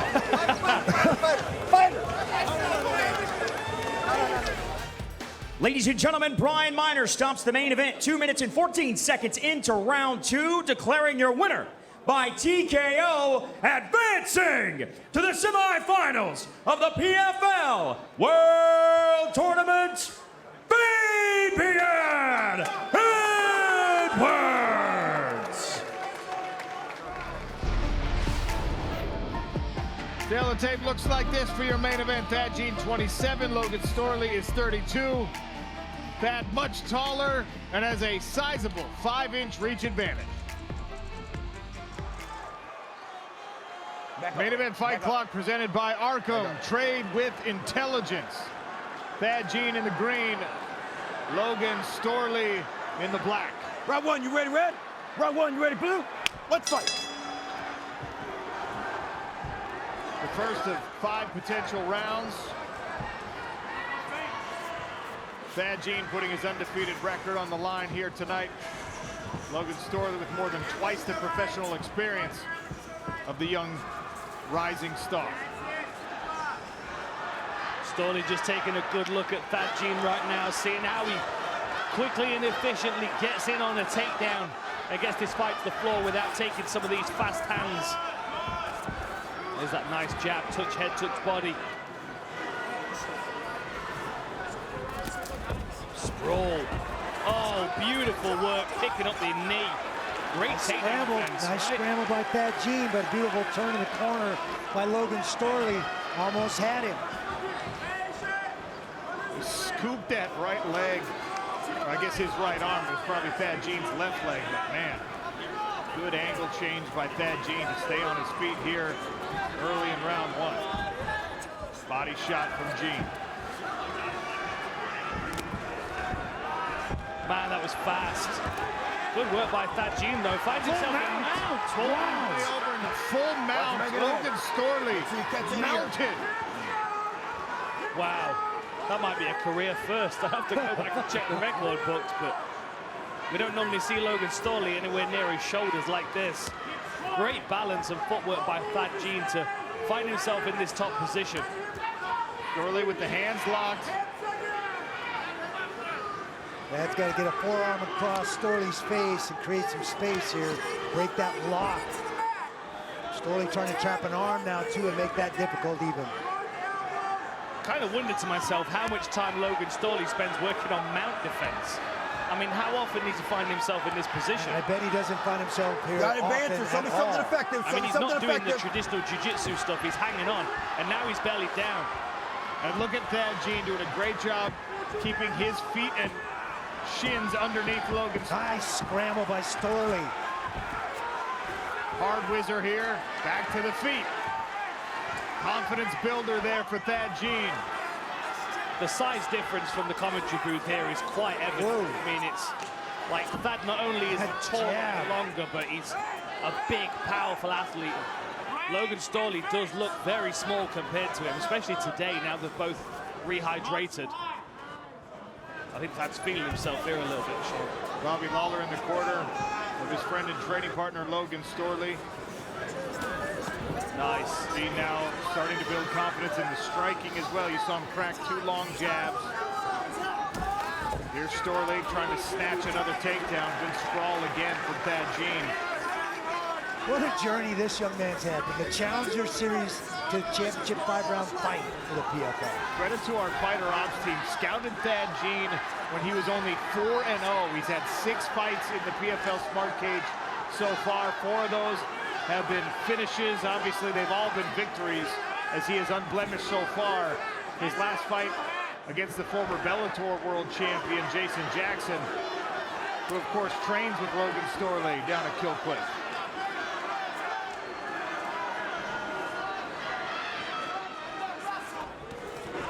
Very patient and mature decision making here from Thad Jean. He's not being overzealous. He's moving his feet really well and counter punching, prioritizing his takedown defense over everything else, clearly. Logan's got to be willing to step into that danger zone and let his hands go if he wants to close the distance and get his hands on the hips of Thad Jean. Now here's the takedown for Storley. Jean able to build back to his feet. Just under a minute left in round number 1. Storley doing some work with his knees on the thigh. Nice hand control by Thad. Thad's going to get out here. Nice work. As we talk about the confidence that Thad Jean could be building, I mean, if you're Logan Storley, you're not accustomed to people being able to turn away so many of your takedown attempts. It could be disheartening even for a veteran. I think the smart thing to do psychologically for the team of Storley would be to prepare him to fail a few takedowns, but keep anchoring in his mind that, of course, Thad Jean will slow down if you force him to keep using his athleticism. But this kind of round could weigh heavy on Storley's confidence. End of round 1, and we go picture in picture so you don't miss a moment of the action. Set for the start of round 2. All right, Randy, round 1 could not have gone much better for Thad Jean, but this is a 5-round fight. So what are you telling Logan Storley after that first frame? They got to be telling Logan Storley he's got to punch his way into those takedowns. Shooting him from the naked or the open positions is going to be very difficult against a longer, athletic fighter like that. He's got to make him cover his head and stop moving his feet to be able to close that gap. Thad's got a little bit more Muay Thai this round, and he keeps twitching that back hip like he's threatening Logan Storley that front kick's going to come again. Here at Boardwalk Hall in Atlantic City, the Silverback chants starting to sprinkle their way in. Thad Jean always has a large fan contingent traveling wherever he fights. Great sense of control, ideal for Thad Jean against a wrestler like Logan Storley. Like, force him to cover the whole distance across the cage before he hits the fence would be ideal. Oh, nasty jab again. We saw Jean drop Jason Jackson with the jab. A couple of body attacks and a right hand as well. Some big breaths from Storley. I think he might be hurt to the body. He's definitely in trouble here. Thad Jean now swinging some big punches. Storley. Big elbow. Big elbow. Yeah, that downward elbow, like tomahawk elbow. Yeah, Thad's cruising here, and Storley's starting to come apart at the seams a little bit. On the back foot, if he shoots, it's going to be under duress. And they're the kind of circumstances where you get ran onto a knee. Corner of Thad Jean saying, stay low, keep using your feints. Good for him to have those confidence-building moments, but you cannot get cocky against someone as seasoned as Logan Storley. The smart thing to do if you're Logan Storley is you need to open up with your strikes. You need to throw 2-3 strikes before you work for that takedown. I know it's easier said than done, especially because Thad's looking to slip or counter most of these shots, but if you keep throwing single shots, they're going to be more easy to see. And that was a nice takedown. Thad steps over the top. Oh, goes for nice attempt. Goes for an armbar there, little jiu-jitsu thrown in.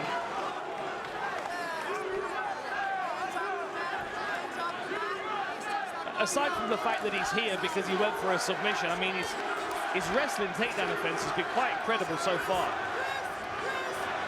But this is why you have to stay vigilant against someone like Logan Storley. It's a 5-round fight. He's been in 5-round fights before. He knows he can sacrifice 5 minutes for the greater good, so to speak. Jean tried to throw up a triangle attack. Now he's giving up his back.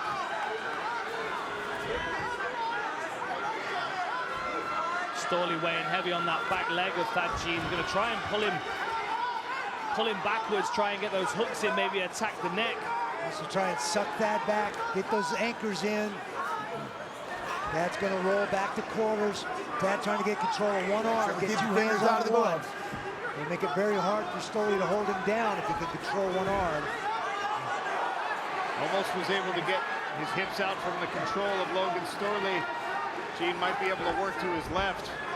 Storley has spent his whole wrestling career in this position right here. I mean, you can almost see that since they hit the ground right here, Logan Storley, the whole disposition has changed. He's more energetic. The moves are coming faster, more decisive. Perhaps the opposite true for Thad Gene.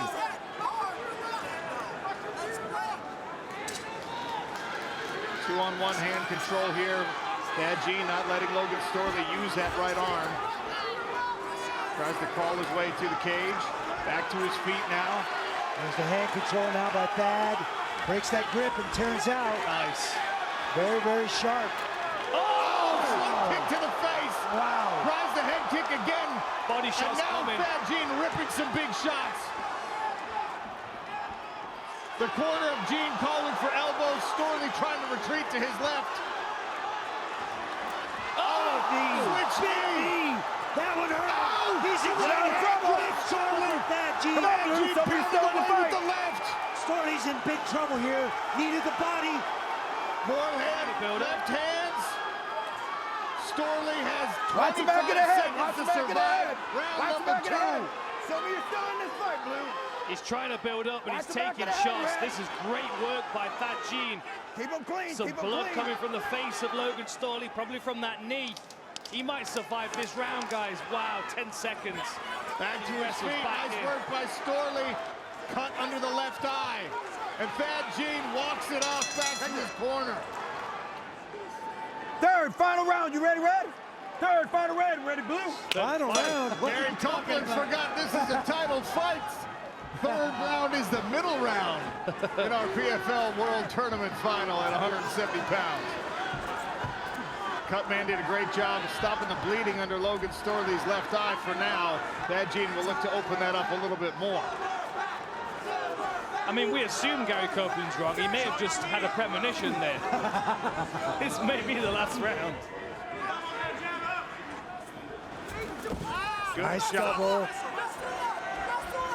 The Silverback tries the guillotine, rolls through, does Storley. Great scrambles from Thad Gene. Relaxed on the ground. He's very relaxed on the ground. Dropping his hands a little bit, stunting for now is Thad Gene. Slaps another high kick. Takes a good jab by Logan Storley. Gene moving his head very, very well, making it hard to hit.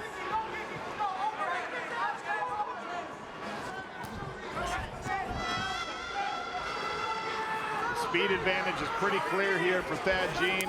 Seeing everything, tries the spinning back kick. Robbie Lawler imploring Storley to put the pressure on and move forward, keep Thad Gene on the back foot. Unfortunately for Storley, he's not really done a great deal to flatten the tires of Thad Gene, which means his feet are moving as well as they were in the first round, pretty much. Now, if you're Logan Storley, you want someone that's way more stationary so you can deal with them, get them taken down and on the floor, but the movement, the feet, the speed of Thad Gene is just too much for him right now. Beautiful sprawl there on the takedown. Logan Storley with some second effort here to push Thad Gene against the smart cage. Thad with a whizzer, keeping Storley up chest to chest, not letting him in on those hips. Deep, high single attempt by Storley here. Ditches the single leg. Nice job fighting out of the clinch by Thad Gene. Good long jab again. He's had so much success with that for the first half of this fight. Oh, what timing! I mean, look, we can talk all day, Dan, about how physically impressive Thad Gene is, but to be 11 fights into your career and to be able to read an opponent as dangerous as Logan Storley with this much success, far more impressive than any build or size. It really is impressive. I mean, I know the Jason Jackson fight was a real battle over 15 minutes, but this is an entirely leveled up version of Thad Gene, in my opinion, and the 5 rounds is suited him far better than I thought it would. Clash of heads. He just looks so relaxed. I mean, you can really see how far he's extending his hips away when he's throwing that jab to make the takedown seem far more difficult to reach for. Look at the sprawl on him again. Beautiful corner turn there by Logan Storley. And he finishes the takedown with the hip bump. Nice work by Storley, getting the one hook in. He's got that Gene close to his own corner, does Logan Storley. 90 seconds left to work in round number 3. That needs to use the fence to scrape Logan Storley off. If that sits with his back towards the OnlyFans pad, he'll be able to square up. There he is now, facing his opponent. Now he's going to get his leg free. Storley uses his right arm and his right leg to shelf that left leg of Thad Gene. Won't let him get the foot back as he tries to scramble. Now to the full mount, Logan Storley. A minute to work from the mount here for the former interim Bellator champion.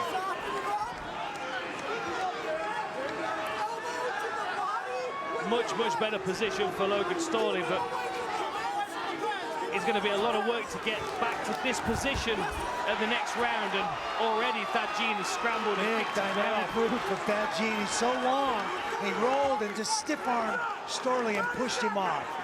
And we saw last time on the stand-up is where Thad Gene is most dangerous. A lot of times fighters will take advantage of that pause in the action, a couple deep breaths.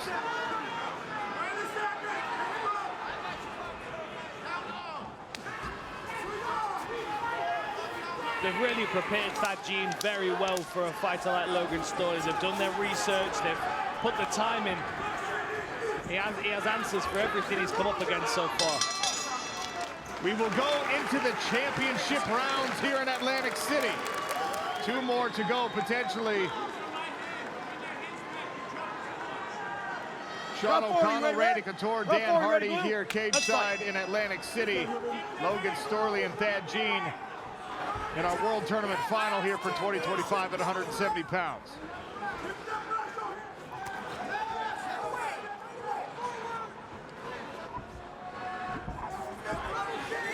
I heard the corner of Gene also saying you're doing a great job landing the jab.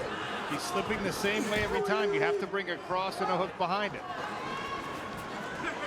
Switches stance here into the southpaw goes Thad Gene.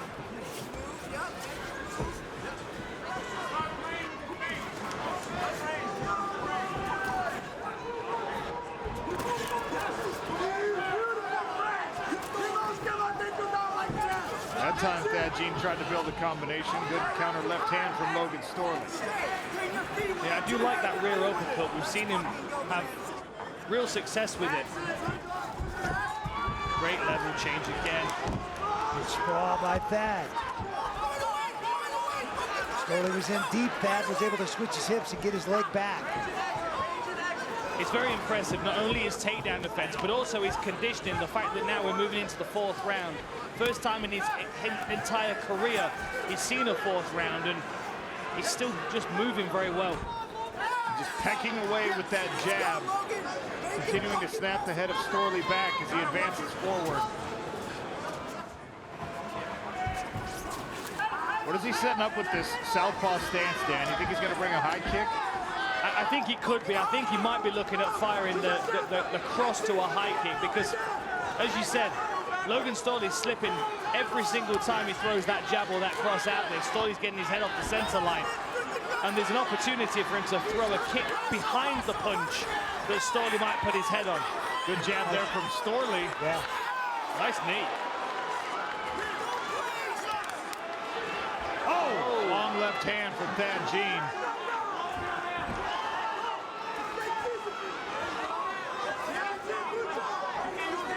Feet of Thad Gene starting to slow down a little bit. He's finding himself with his back against the cage more than his corner likes to see here in round number 4. Oh, that one hurt. Yeah, I wonder right hand setting back on the fence. I wonder if Logan's starting to read some fatigue in the frame of Thad Gene right now. For the first time, he looks a bit flustered on the back foot. Oh, nasty.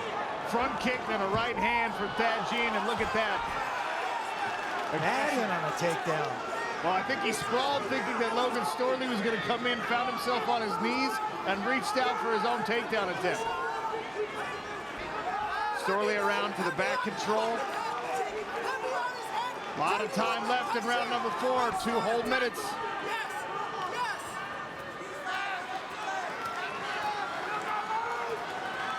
Yeah, this is where the championship experience of Logan Storley really shows. I mean, he knows, he has memories of himself being in the 4th and 5th round, grinding away to a victory and getting the win. Nice stand up by Thad. We talked about the experience difference with Logan Storley. Oh, nice knee. Oh, look at the swelling. The left eye, excuse me, the right eye of Logan Storley starting to close up even more. Storley in the meeting said, yeah, I've got more than twice as many pro fights as him, but also the competition experience. He said he's probably got about 1,000 wrestling matches going all the way back in his career at a very high level. One of the most experienced competitors you can find in the sport. Right now finding himself on the wrong end of a lot of those jabs. Bad breathing out of his mouth for the first time we've seen in the fight. Hands are down. Thad has absolutely no respect for the speed of Logan Storley. He's seeing so much of those strikes coming back. Big shots. What a great corner turn again by Logan Storley. 45 seconds to work in the 4th. Thad offers a wink to the broadcast booth. He's right in front of his own corner and back to his feet. Tries to break the grip. Logan Storley repositions his hands.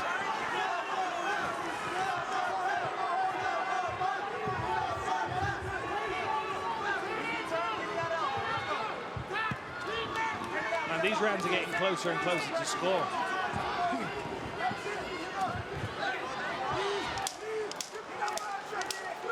Ten seconds left in round number 4. Thad trying to put a stamp on this one. 5 more minutes in the PFL World Tournament Final. He might get a finish or ride this thing out on the scorecards. You see the damage showing on Logan Storley's face, but final round, you ready? the veteran still incredibly dangerous. Let's fight. Heading into this final frame. Last round from Atlantic City. Winner of this one takes home the PFL World Tournament welterweight strap. Long left hand from Thad A little power on the reaction there, but good balance. Very slow. Storley was all the way behind him before he started to sprawl.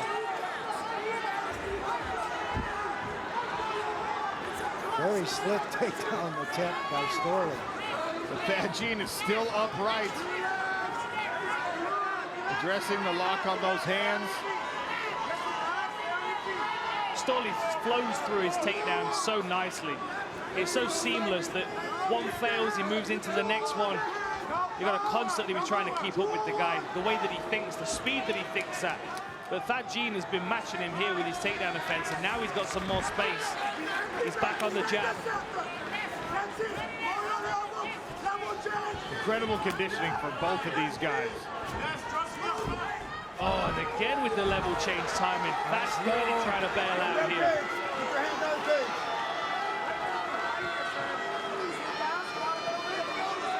I have to wonder as well where the mind of Logan Storley is. I mean, something he said a few times in the build-up to this fight.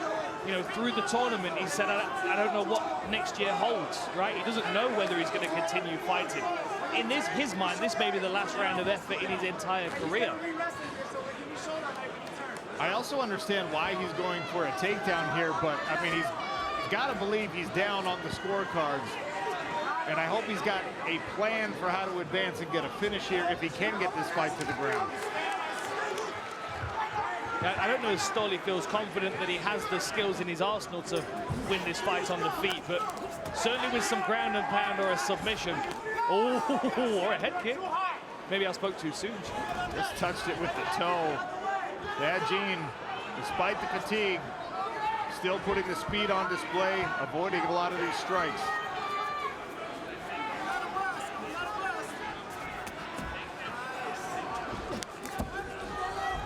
Nice takedown again. Oh, arms under the neck. This is what Storley needs if he wants to finish this fight. He's got to have a submission. On the back of Thad Jean, can the Silverback survive these last 2.5 minutes? Cannot coast against someone like Logan Storley. Back to the feet. I fully expected Thad Jean to have really struggled with his gas tank over 5 rounds with this type of pace. I know he's tired, but not nearly as tired as I expect him to be. Bad. Just strips the grip of Logan Storley off like a wet shirt. Yeah, you can see the fatigue in Thad's legs a little bit, just the way he's moving, but he's still punching with good speed and velocity. Storley reached for that ankle pick, almost got him down. The recovery balance of Thad Jean is really something to behold here, even through the fatigue. Good right hand from Storley, but a sharp jab from Jean. Beautiful movement, wow. Like a cat. Last 90 seconds of these two guys' 2025 World Tournament. What a fight it's been. Jean taking a couple deep breaths on the retreat. High kick misses for Logan Storley.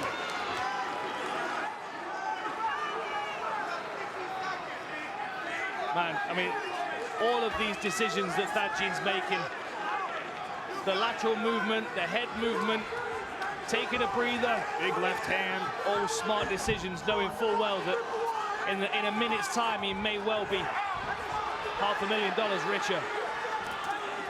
Nice elbows. He's chopping elbows, little hatchets swinging down and in.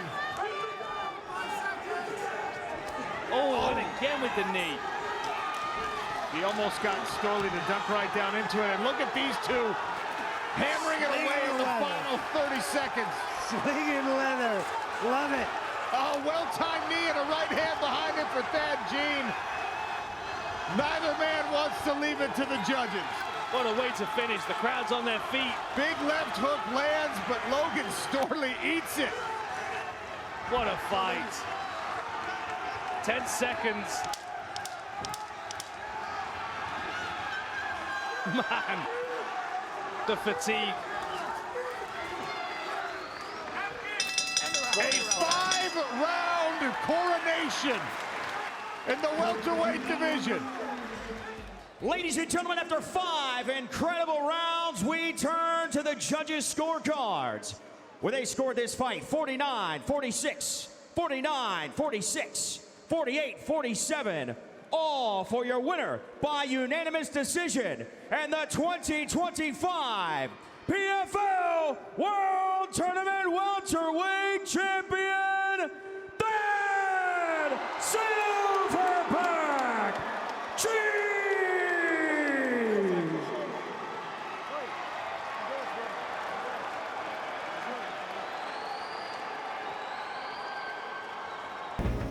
Click below to subscribe and watch more MMA content.